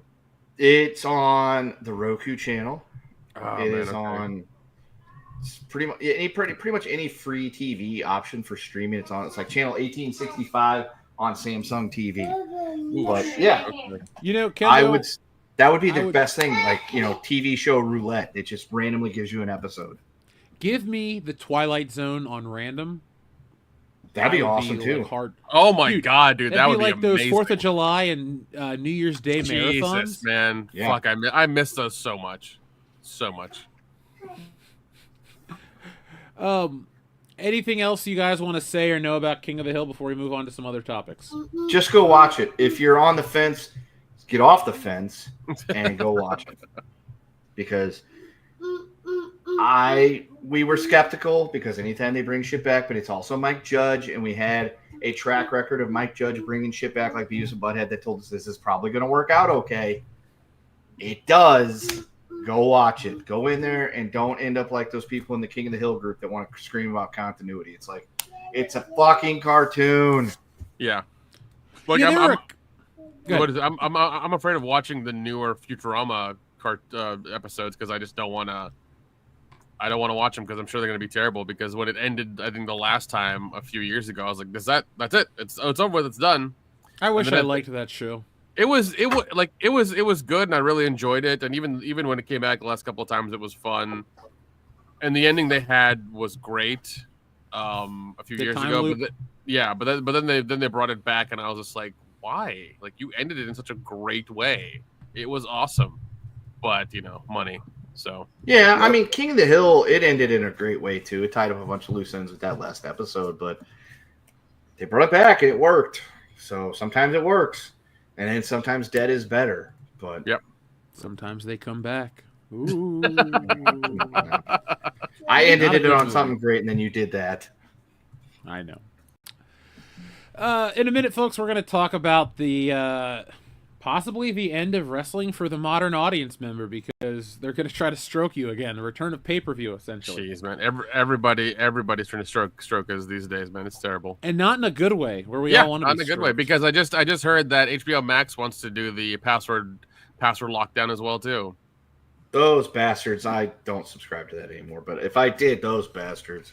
I use it from a friend, and it is one of my most used streaming services, and I'm like, you know, damn it, when this does happen, I think I'll cancel 3 other streaming services and keep this one. Listen, if you guys need help building a fucking server, give me a fucking call, okay? We'll get this shit going. We're going to give you a call, because I'm beyond tired of this shit. Like, I am. This shit is getting out of hand. Nick, what we're going to do is we're all going to give you $50, and you're just going to grandfather us in, and we're just going to have access to the It's like, we each pay for some service, big boy.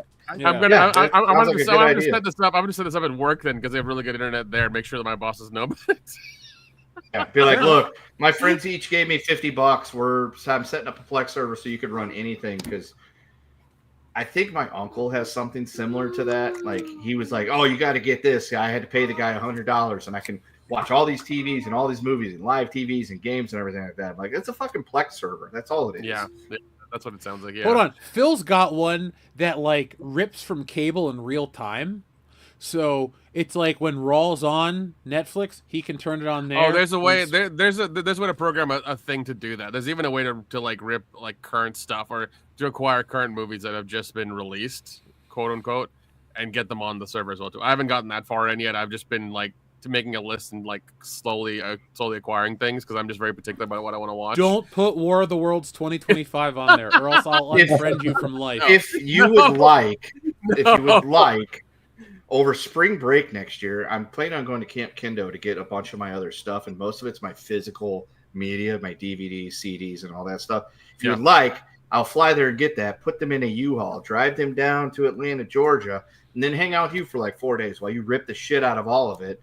And pick me up on the way down. I need to set up my computer in the drive here to actually start doing that again because. Well, I'm gonna leave the box of shit with you. That's fine. That's fine. I'll be fine. But I back need in 6 months to get it, and if I don't get it, you fucking.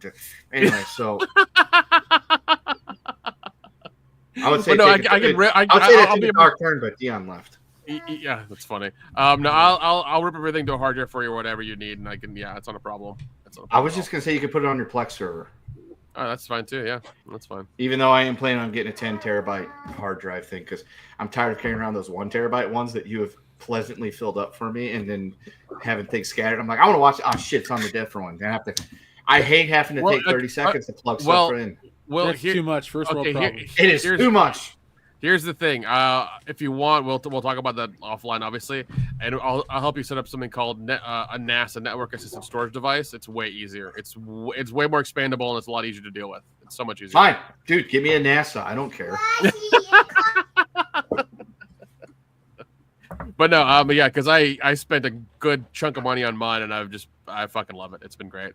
The only fuck up I did was I think the 2 SSD cache drives I put in were the wrong kind, and I had to buy 2 ones that were supposed to be for something like this, and that was the only like caveat. It didn't really ruin anything. It didn't lose any data. It just was slightly slow for a bit. It was slightly slow. He wouldn't have made that mistake. Are you sure? Are you sure? Because he made a mistake of making that fucking movie, Jeff. Yeah, money's money though, bro. I'd make that movie for the money he got paid. The man's worth like a lot of money. I don't think he needed that much money to make. Like, I don't think he needed the paycheck to make that movie. Maybe he wanted another mansion. I don't. That's probably it. Yeah. Or I want a bigger pool, and it's going to cost. You know what it costs to get a pool these days? A lot. So that's true. Because that's what we call the old Michael Caine making Jaws 4. Yeah, because I can tell you, just the excavation on a pool right now in certain metropolitan areas is like $100,000. So what? That dude. I'll go dig out your fucking swimming pool for $50,000. Guaranteed to be perfect. Let's go. Well, I mean, I could also go down to Star Nursery and find some guys if they haven't been deported yet. They'll do it for a fraction of that price. Look, you'll get American labor for half the price. And it's diverse. Dion and I will come out to your place for $50,000. Dion, you'll do it for $25,000. Will you help me dig out a hole for a swimming pool? I feel like that's bad optics. The white guy sitting on the patio while 2 black dudes are like digging out a hole in the backyard. Jeff, I'll be out there too. I'll be out there too, man. We'll split it 3 ways. I ain't greedy. Yeah. All right, fine. You know what? I'll help you, and your cost goes down 25%. Sure, but why not? you only get 2/3 of what we get. Anyway, our friend Darian 2 Let's dig a pool, boys. Cool Diggers Anonymous. PDA. Episode 500. We're digging Kendo's pool. Yeah. We each put a shovel in and then get bored. We just sit on the patio and drink. I'm down. That's our next film after our Repairman one, Nick. Dude, I cannot wait to work on that while you're down here. That's going to be hilarious. I think about it every day. Yeah, man. Darian 217 says, people love their idiots, TV and film stars, sports stars, wrestlers, etc., yet they can't separate the person from the character that they portray for money. John Cena CCP button. Let me press you that button real quick, and then we will discuss your super chat and start talking about the deal on screen. So the John Cena button is... Where is the John Cena button? Is that... Was that one you had to delete because you got copyright striked on it? Let me look in the first tab because there's a couple different brand Shouldn't be tabs. because it's just him on his Instagram fucking apologizing in Mandarin. Yeah, but they get weird about stuff that you have to like. Oh, here it is. Ready, folks? This is a loud button, so we're gonna give you a countdown of 3, 2, 1, and then press it. But take your headphones out if you're sensitive to sound. In 3, 2, 1. Who's that Pokemon? It's John Cena!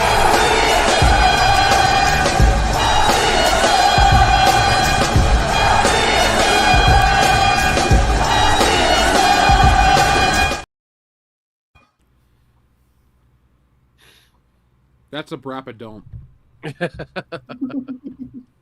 Sorry. So, folks, we have been covering the streaming wars since the beginning.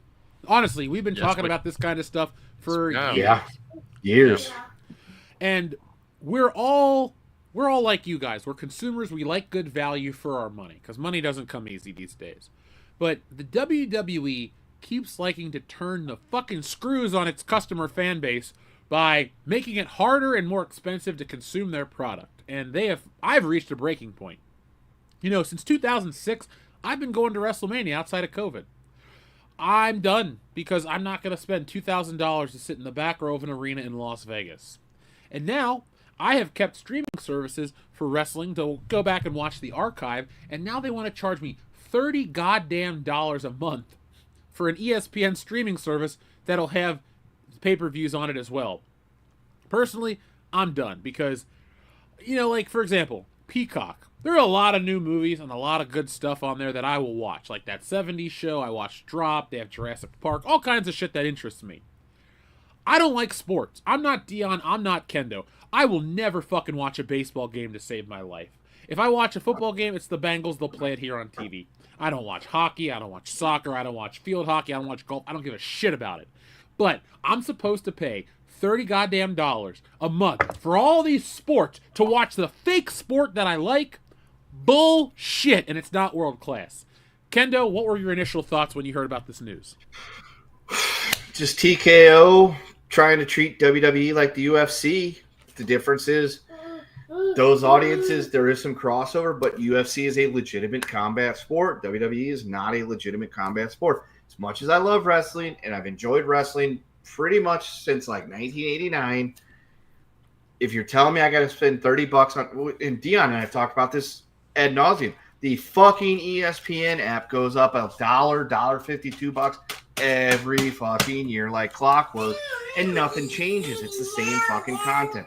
They don't suddenly have access to all this like wonderful shit. It's the same shit they've had since the beginning on it all. So for them to say, "Oh, it's gonna be $30 now to watch WWE," I did see where it said if you have cable, it would be you don't have to pay extra. You can log in with your cable thing. But even now, cable costs fucking $100 a month. The last time I had DirecTV for satellite, because that was like the only option at Camp Kendo, that was like $100 a month almost. Now I use Sling TV because I get to watch sports on Sling.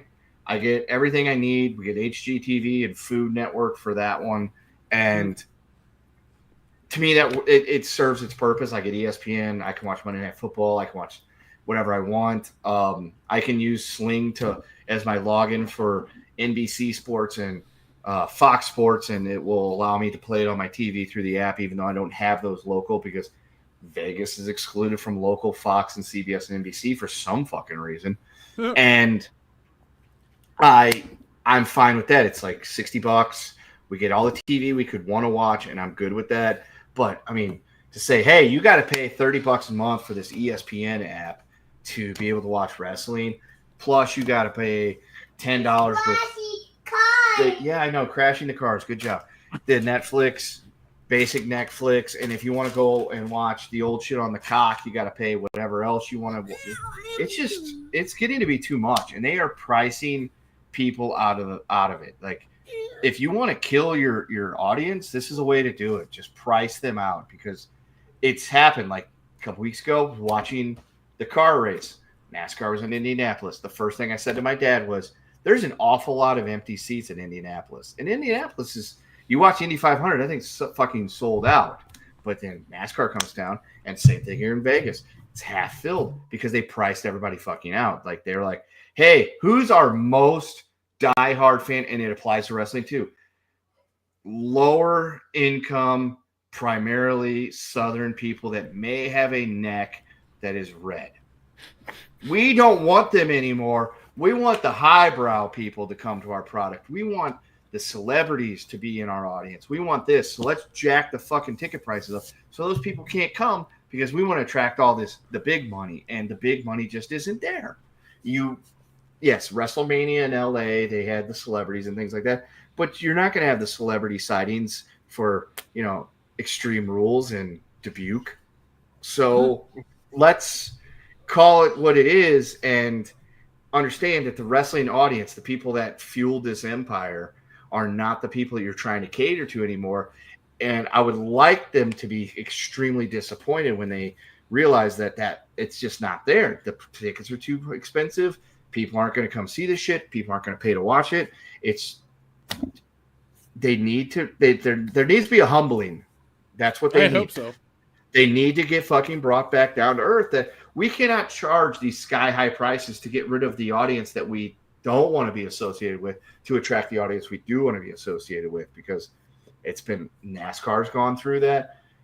I would say the NFL went through that a little bit, but people will still pay NFL prices to see NFL, even though now ESPN is apparently acquiring the NFL Network and Red Zone, which they will fucking ruin because that's what ESPN does, which is a shame. If it wasn't for the fact that I live in a television market of an arch rival of the team that I support, I probably wouldn't even have the Sunday ticket, but I do live there, and the only hope I'd ever get to see that team play is either primetime or against said team. So I pay for Sunday ticket, and I get the Red Zone option because, as Dion knows, my favorite days are the days that the Chiefs don't play, because I can just sit back and enjoy Red Zone for 7 or 8 hours of commercial-free football and not worry about one simple mistake costing my team the game and then my day being fucking ruined. So those are great options. But now that ESPN is going to have, as soon as ESPN gets Red Zone, they're going to fucking ruin it. So I'll be paying to watch my day get ruined by somebody. And that's no bueno. And that's exactly what's happened. They are pricing their audience, their core audience that brought them to the dance. They're pricing them out of the market to try to bring in an audience that's not there. Dion, what are your thoughts on this? Because you were the first person I thought of. I texted you personally. I was like, dude, what the fuck is this shit? Yeah, dude. It is, we are in the future of, corporate takeover, baby. And it's a lot of what Kendo's saying is right on the mark, man. We're at the place where TKO spent a lot of money for WWE, and they're going to squeeze as much juice out of this fruit as they possibly can.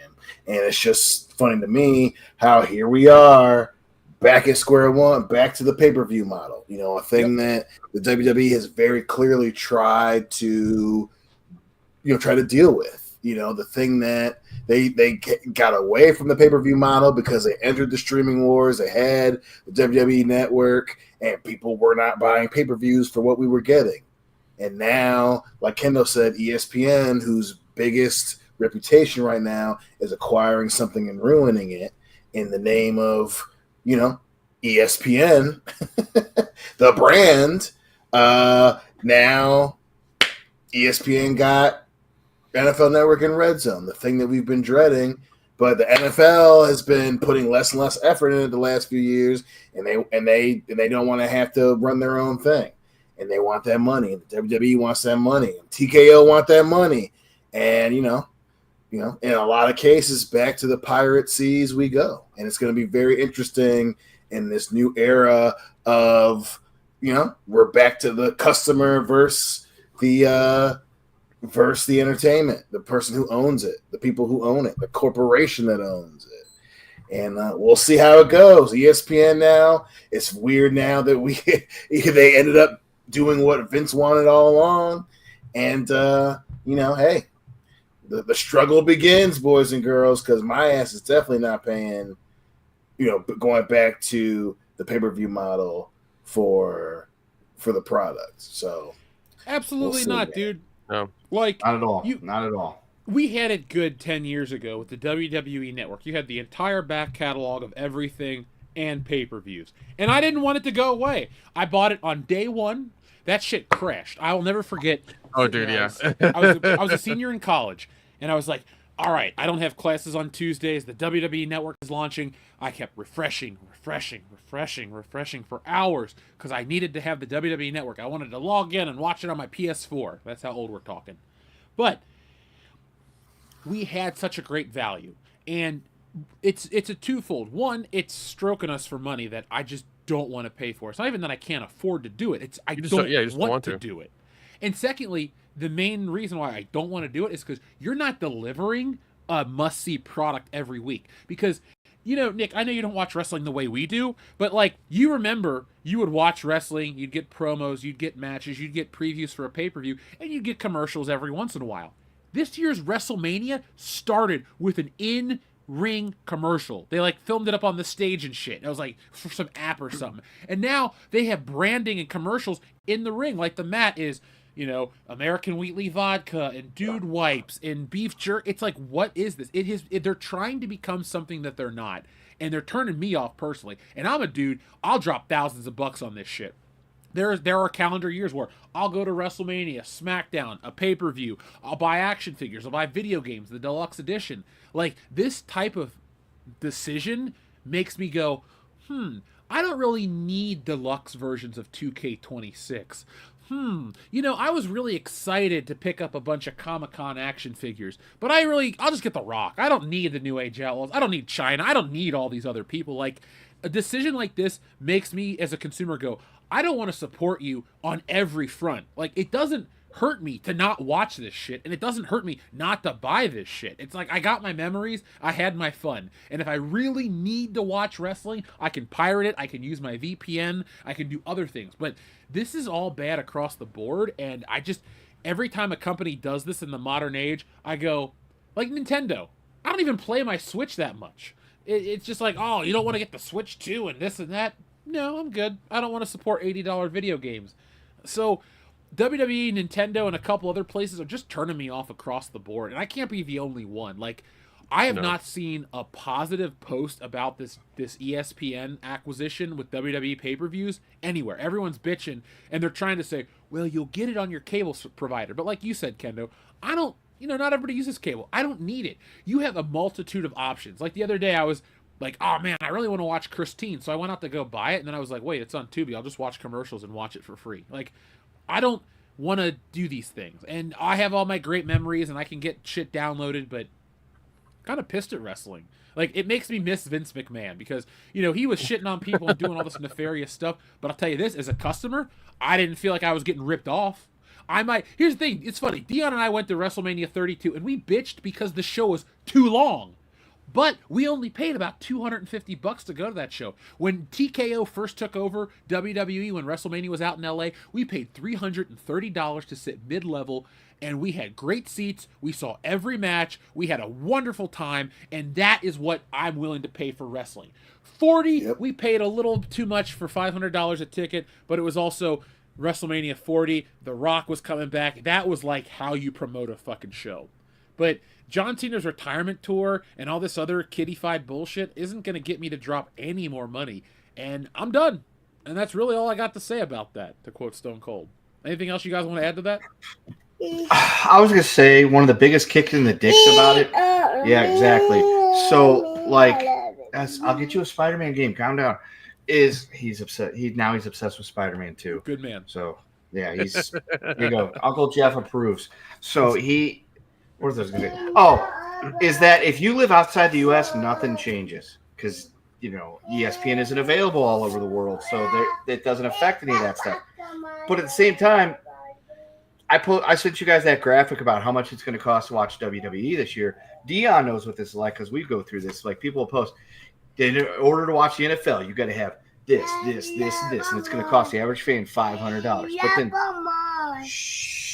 but we go, damn it, they're right. And then we suck it up and we end up paying for it because, it's the NFL. But that's the same. That's the problem is that it's a legitimate sport. It's not a scripted, adult male soap opera thing going on. So it's like, will I pay $500 a year to watch the National Football League? Yeah, probably. Will I pay $500 a year to watch WWE? No. So that's the difference. Dion, will you pay $500 a year to watch the NFL? No. Will you pay $400? Dude, you're not helping. $400. Dion, will you pay $500 a year to watch UFC? Yeah. Okay. Yeah. So, will you pay $500 a year to watch WWE? No.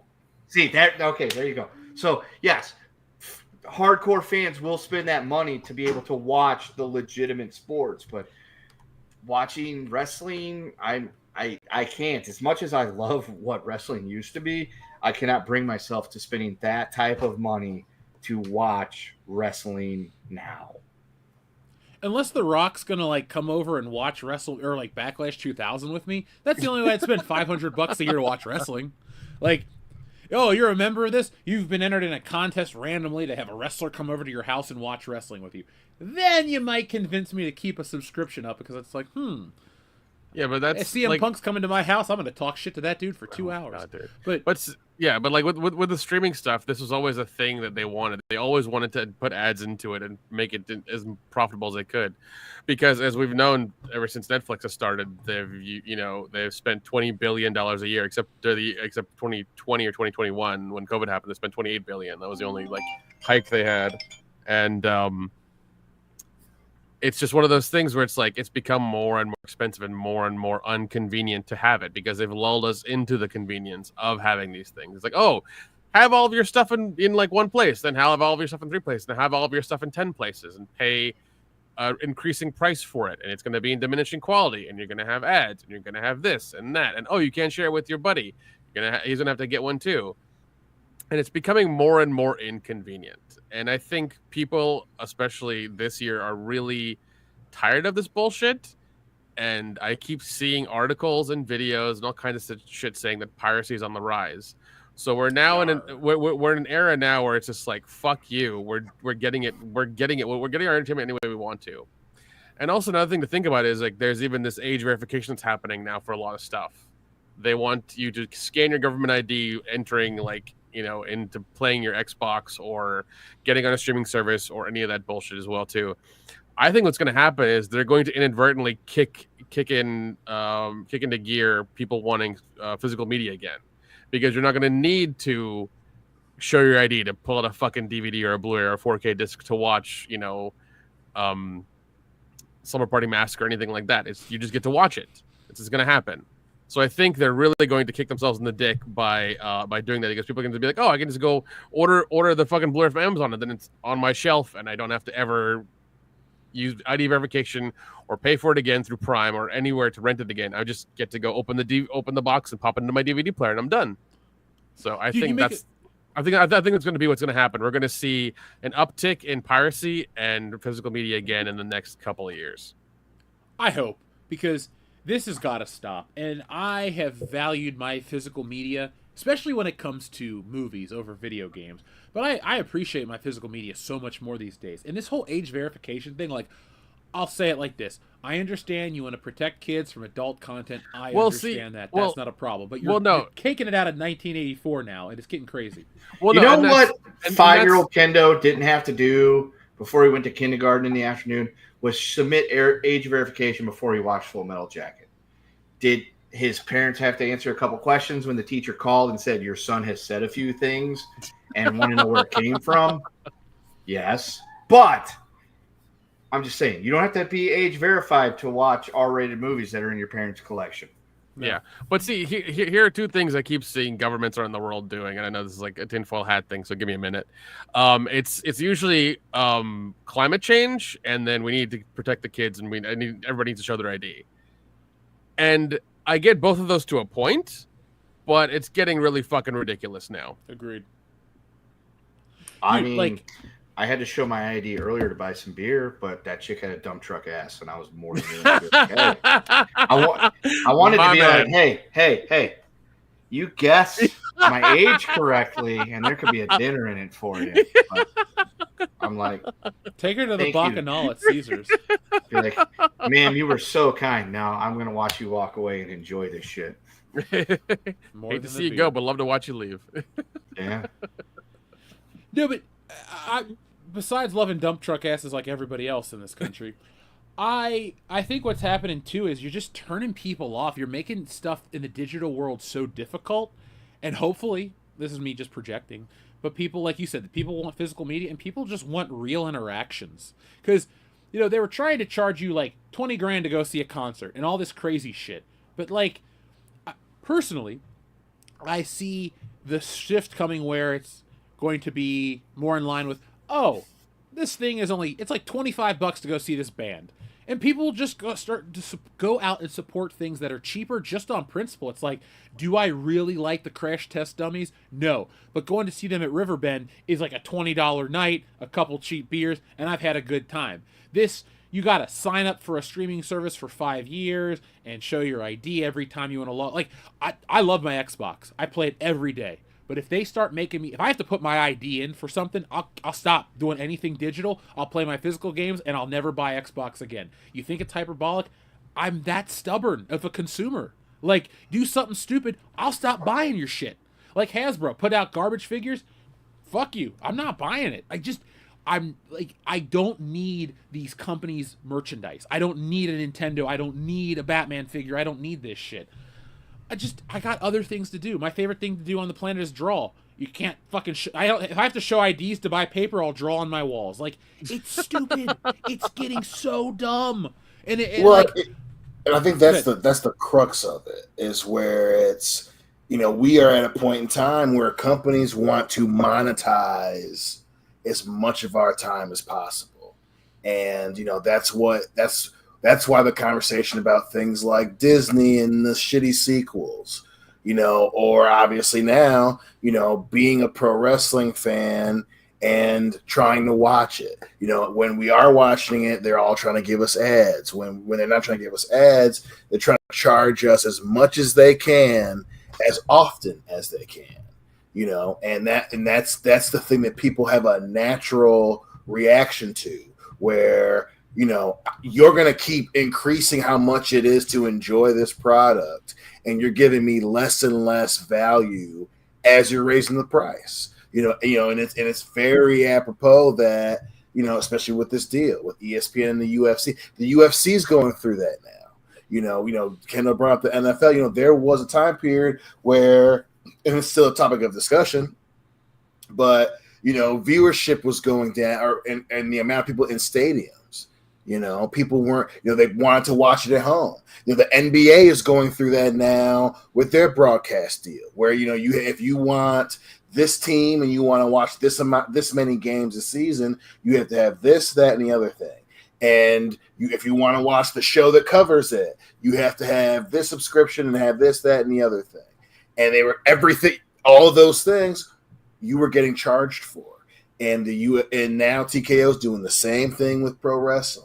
You know, especially, it's not just the fact that it's, you know, not a fake sport. The allure of professional wrestling was that it was going on during periods when the other sports were. The reason why it became so popular: basketball, football, baseball, every sport has an off season.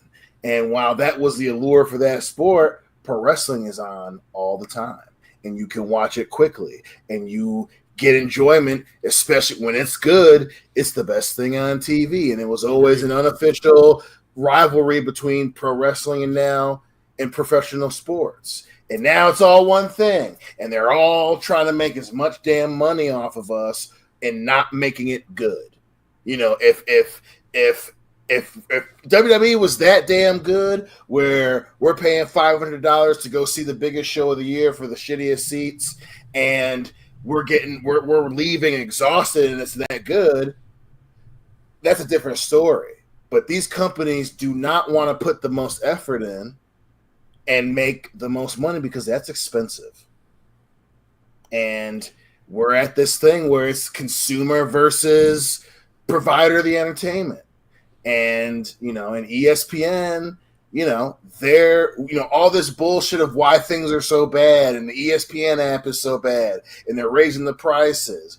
The reason why we all know it's a problem is because they're going to charge us more for ESPN, and the app's going to still be shitty, and you're going to get rid of the shows that we like, and now you're going to buy a pro wrestling and say, hey, now we have pro wrestling, you can pay for this, but they're going to edit the damn tapes, and they're going to have, you can't really talk about it, but certain wrestlers aren't going to be able to say this because of the ESPN deal and all this bullshit, and they're going to expect us to pay for it. So that's always my issue. I'm not paying for things that aren't that fucking good.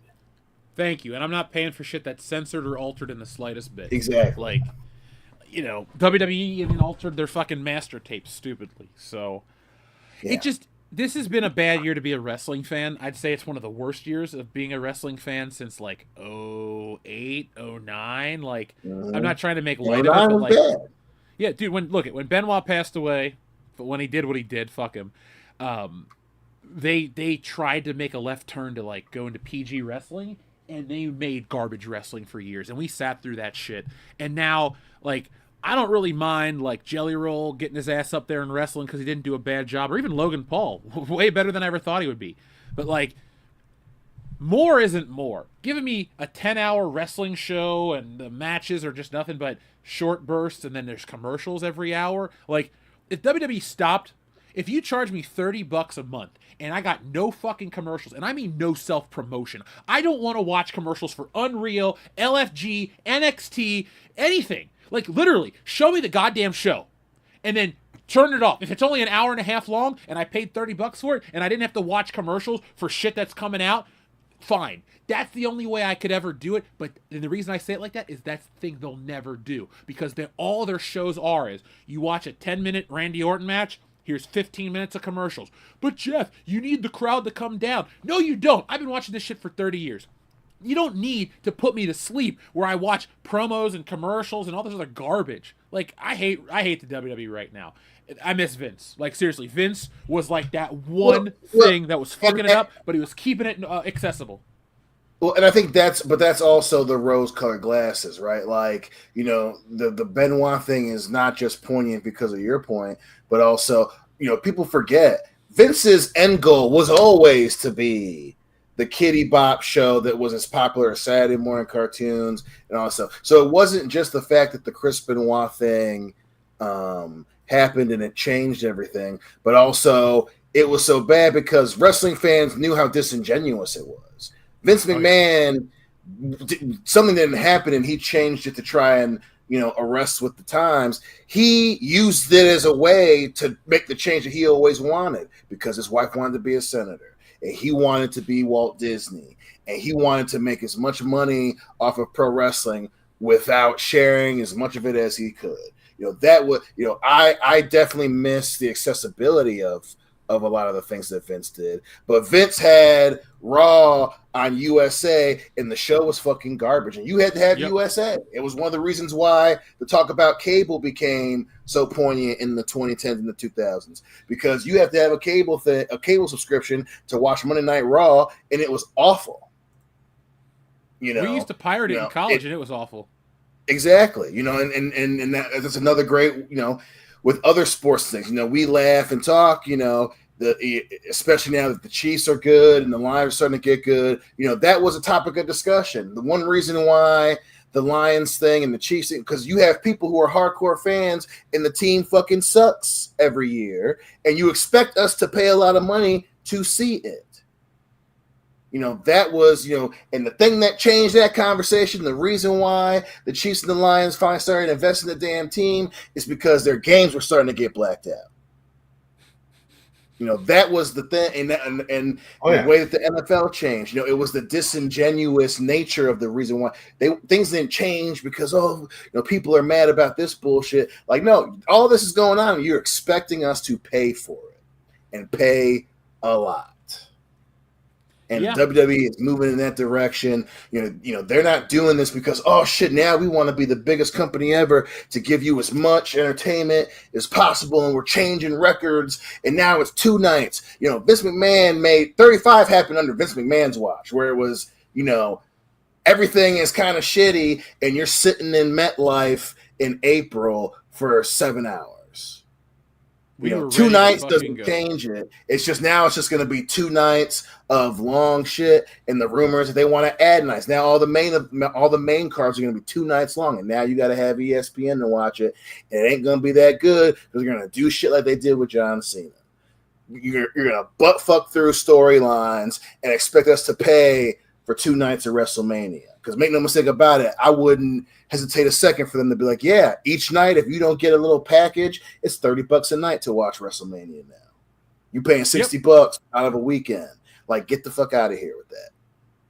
No, you know, it's funny how, like, I will drive 400 miles. Well, let's say round trip. I'll drive like 600 and something miles to come watch SummerSlam with you. But, like, if they charged extra and I was at home, I just wouldn't watch SummerSlam. I need the value to be there, man. Like, I can't find a lot of value in entertainment. The only thing, like, I pay for Amazon Prime because I buy enough shit to get free shipping, but literally everything else that I use or consume is so anemic in terms of value. I don't enjoy anything. Like, I buy more books now than anything else because a book's a book. You know, they don't fuck it up. They usually get bonus shit and I'm happy. But, like, unless I buy boutique video releases, I don't get my money out of anything I don't feel anymore. Toys have gone... Dude, I was going to make a video about it, and I just kind of lost interest. But, like, shrinkflation, you know, they talk about that shit? Shrinkflation hit wrestling figures. Wrestling figures are about 10% smaller now. Because I bought this, like, current version of The Rock, Final Boss. And he's, like, half a head shorter than, like Attitude Era Rock. And I know he doesn't have... Plastic is expensive, Jeff. You can't just make that stuff real cheap. And you can. Never mind. I know, right? But, like, even collecting... Hasbro, they found a way to charge $50 for a Spider-Man figure. I put my money where my mouth is. My collection does not feature Maximum Spider-Man. Oh, by the way, from Hasbro Labs, they're mailing out those giant cantinas in the next week or 2. I didn't buy one. I got one. It's coming in. I bought a San Diego Comic-Con My Pet Monster. Oh, you did? Nice. Yeah, because I had one of those when I was a kid.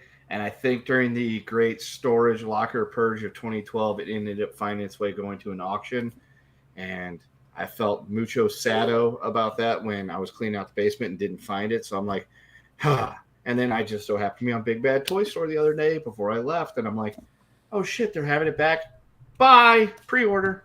So I got the notification today. Your item will ship soon. I'm like, perfect. You know, Nick, I may not have pulled the trigger on the Cantina HasLab, but you know what HasLab I did pull the trigger on? Which one? Ecto 1. Dude, I didn't just get Ecto 1. I got the deluxe one with, like, the Ghostbusters 2 people and Louis Tully. Oh, my God, dude. And I like Star Wars more than I like Ghostbusters, especially after doing the Wokebusters comic. Like, I kind of burnt myself out on Ghostbusters. But I was like, I need this car. I need these figures. Who you going to call? These motherfuckers. Like... Well, I know I got the Lego car. If I want to, I can always build it. But you know, yeah.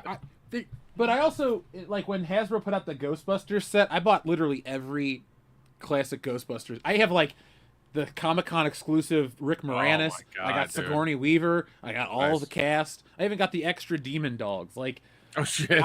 Outside of the Ghostbusters Afterlife figures, I bought everything. Like, I love Ghostbusters. No, man, it's a great movie, and there are so many figures of it, and even the cartoon itself had really good figures. I think they're coming out with those very soon. The Mondo ones? Yeah, the Mondo ones, yeah. Because I got right here on the wall, like I have the real Ghostbusters toys that hang up in here all the time. Nice. But yeah, no, I love that stuff, man. But yeah, it seems like with this whole, like, with a lot of stuff happening, you know, in the economy and everything, things aren't delivering, and people are holding their money back and not wanting to spend it because it's not worth it anymore. They're not seeing value in it, like we've been talking about.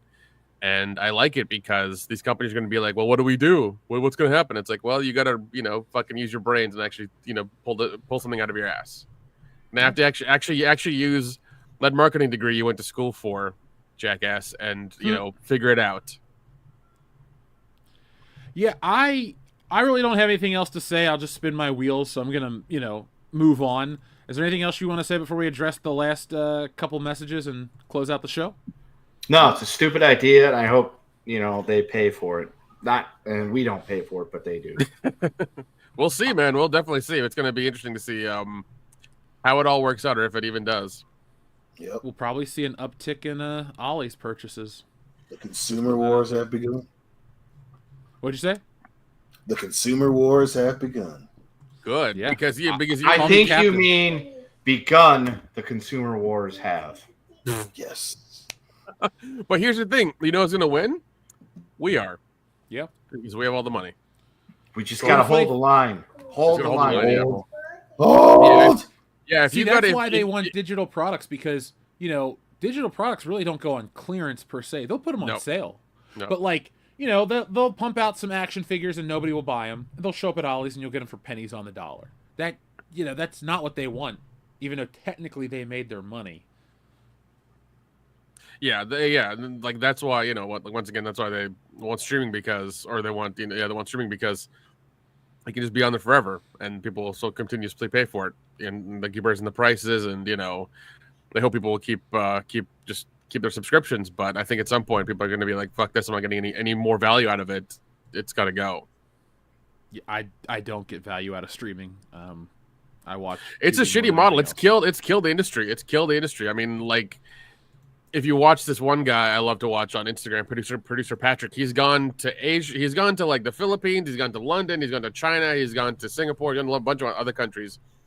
And the entertainment across all these countries is the exact same. Everything's fucking dying. It's a global thing. It's all fucking dying.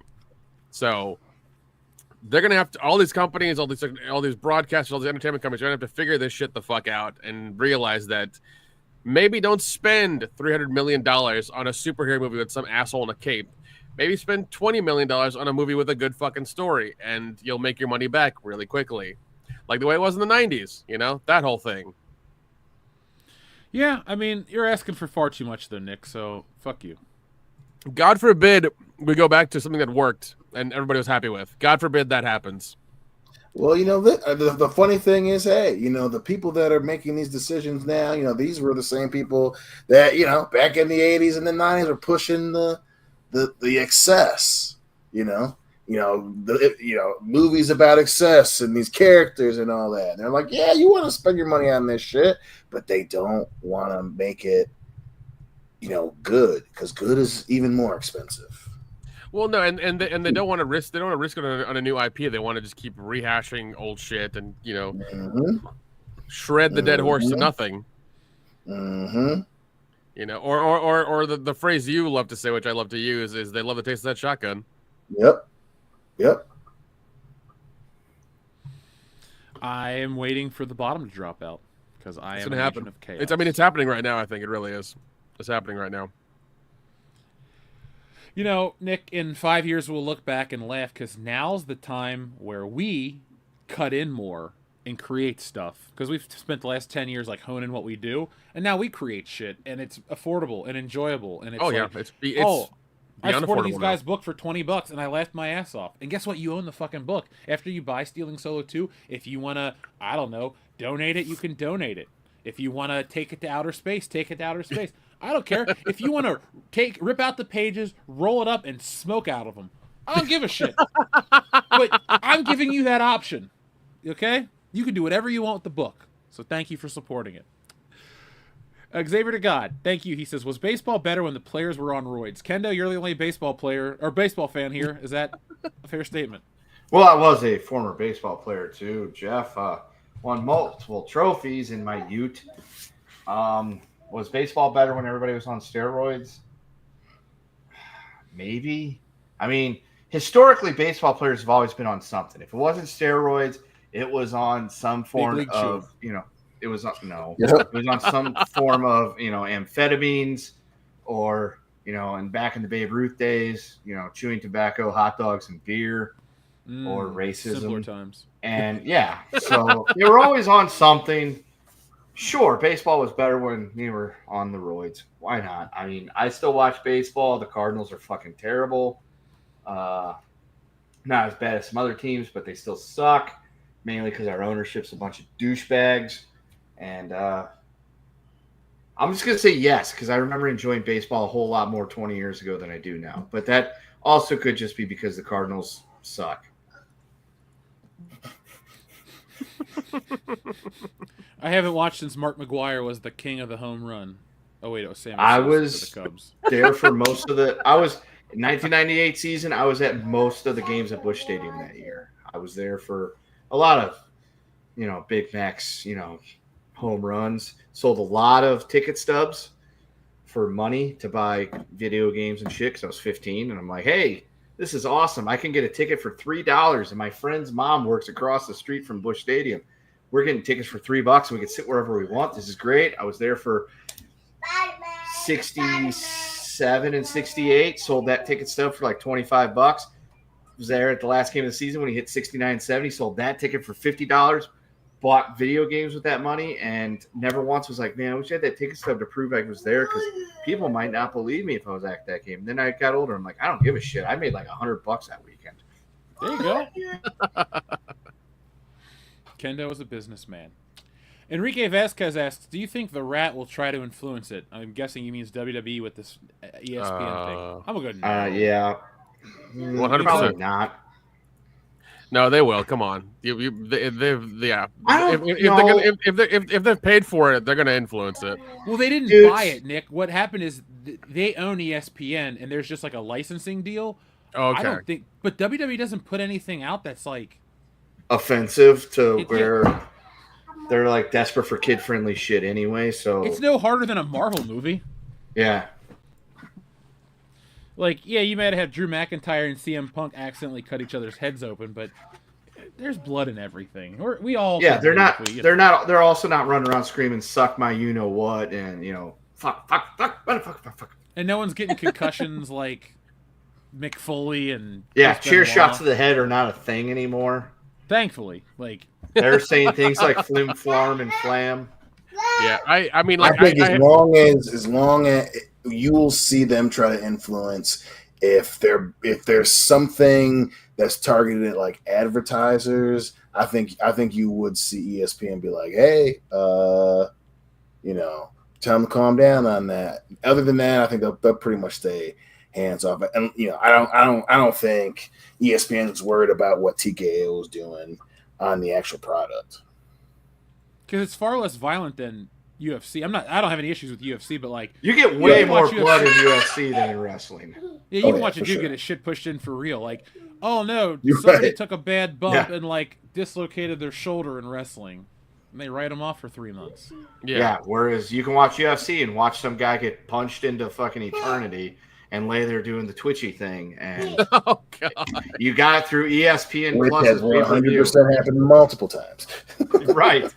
So if the Mouse cared that much, I don't think that ESPN would have that contract with UFC. But the Mouse likes money more, and he's like, no, the Mouse. Lots the of people Mouse, are going to pay to watch these guys get fucked up in this octagon.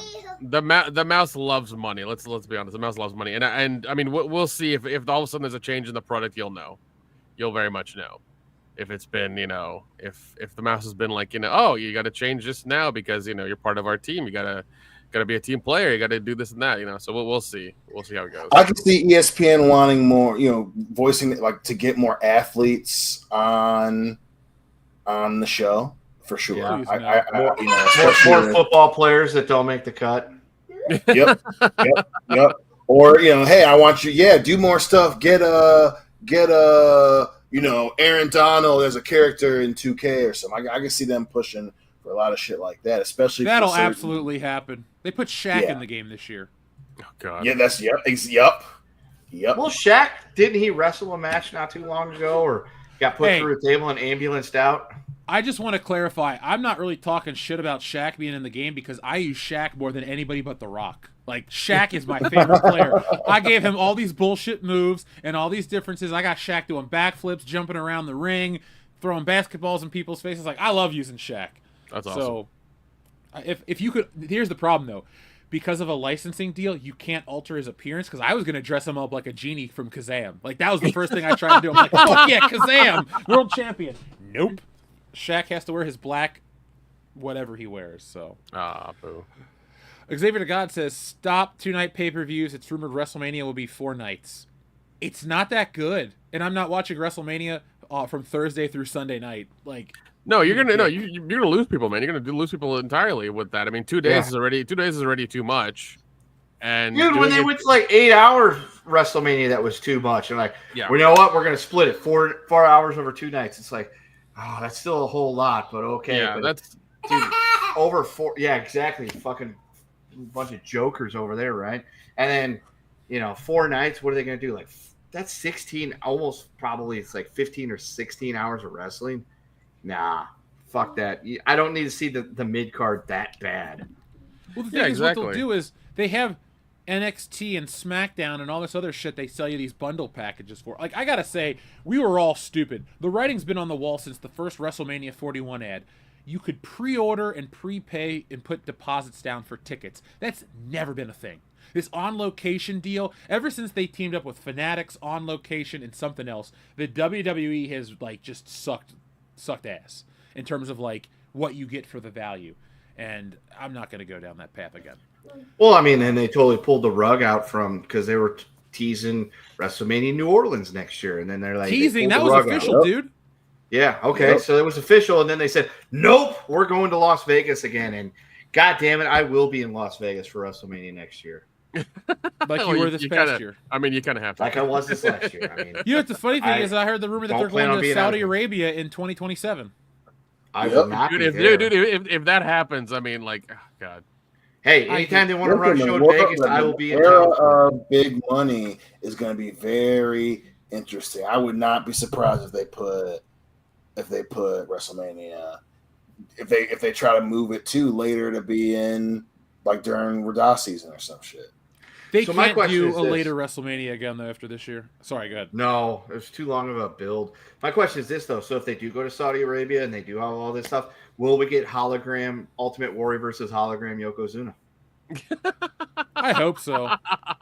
Held up by a bunch of people who are just happen to work there for free because they're told. I will 100% watch that WrestleMania if I get hologram Ultimate Warrior versus hologram Yokozuna and now hologram Hulk Hogan in a fucking 3-way match. I will be like, you know what? Fuck it. We're watching this pay-per-view. I have to see. I have to see which hologram wins. Yeah, it's as real wrestling. Jeez, that's true. So, thank you, Enrique. He says, Jeff and Nick, I just bought Lego Back to the Future 21103 for $65. Dude, that is a steal, man. Oh my God. Yeah, because I think it's still around $100. I could be wrong, but if you got it for that low, that's really awesome. Must have caught it in the wild. Probably. Oh, it's this one. Damn, this is a nice one. Oh shit! I bought this one. Oh wow, you got the small one. The first release of Back to the Future DeLorean. Okay, you got that. With Doc and Marty, I got that one too. Yeah. That one's actually opened it up. That one's actually worth a lot. Yeah, it says $159 right here on eBay, so it's a hell of a deal. Yeah, it's worth quite a bit. I love the DeLorean. It's the perfect time machine. Enrique Vasquez also says, Shrinkflation hit Lego Star Wars, one of the worst summer waves and much smaller sets but higher prices. The sets have low reviews on the Lego website. Damn. One thing I will say about this is the first year I've gotten like probably 5 to 6 emails a month from Lego to buy shit. It's never been that in the last 3 or 4 years. For some reason this year I keep getting, and they've done 2 sales now where they've offered like double and quadruple member points for whatever you buy. And this is the first time I've seen that. So I think they're hurting as well to put those sales out. Yeah, so, Lego is a hard sell. I will tell you this though, Nick, as I reach under my magical desk, I did pick up a Lego Mario set on clearance from my local Kroger for a whopping $12.88. So nice. I think this was a $25. Yeah, it was a $28 set. I just thought, yeah. Enrique, I should have given this to you. I have no interest in this. Nick, do you want it? Well, no. Just put it in one of those bins for the Toys for Tots or something like that when that comes around this year. Yeah, no shurikopters. Dude, my Ollie's is almost out of shurikopters. They're shredding them in the back. They're shredding them in the back. They're running out of them, so it's fine. But yeah, actually, while you're here, we'll go to the 2 Ollies here in Atlanta that are nearby. Dion, on the way home, I went to a brand new Ollie's that had just opened. Yeah. They don't have a single Black Panther toy, Marvel, anything like that. They have different shit. Like, all of that crap is stuck at certain ollies, but they do not ever want to reboot. They're like, it's just not there anymore. Everything's different at ollies now. By the way, Jeff, what does a brand new ollie smell like? The store that it overtook. So an old Big Lots, I guess. A regular ollie smells like a garden department, and like you just don't go to the bathroom. That's about it. That makes sense. That makes sense. So, guys, I think we've ran a little too long, so we're not going to talk about the South Park outrage. Namely, people are upset because South Park is offensive. I watched the episodes. I laughed my ass off. I really don't want to watch South Park has always been offensive. Yeah. Like, I don't want to watch dogs get shot, but then I read that the lady from Homeland Security actually shot her dog in real life. Oh, yeah, that was the scandal. Christy Noem did that. She shot her dog for being unruly, and she put it in her autobiography, and it pissed a lot of people off. Yeah, I don't respect that lady. I don't care. You just don't shoot an animal like that's your and she's a wild one. Like in a good way, wild one, because I could forgive that. But I mean, good. Listen, she, shoot. Oh, I know what you're trying to say. I just won't say it. Yeah, I do know what you mean this time, Dion. Yeah. And I'm with you.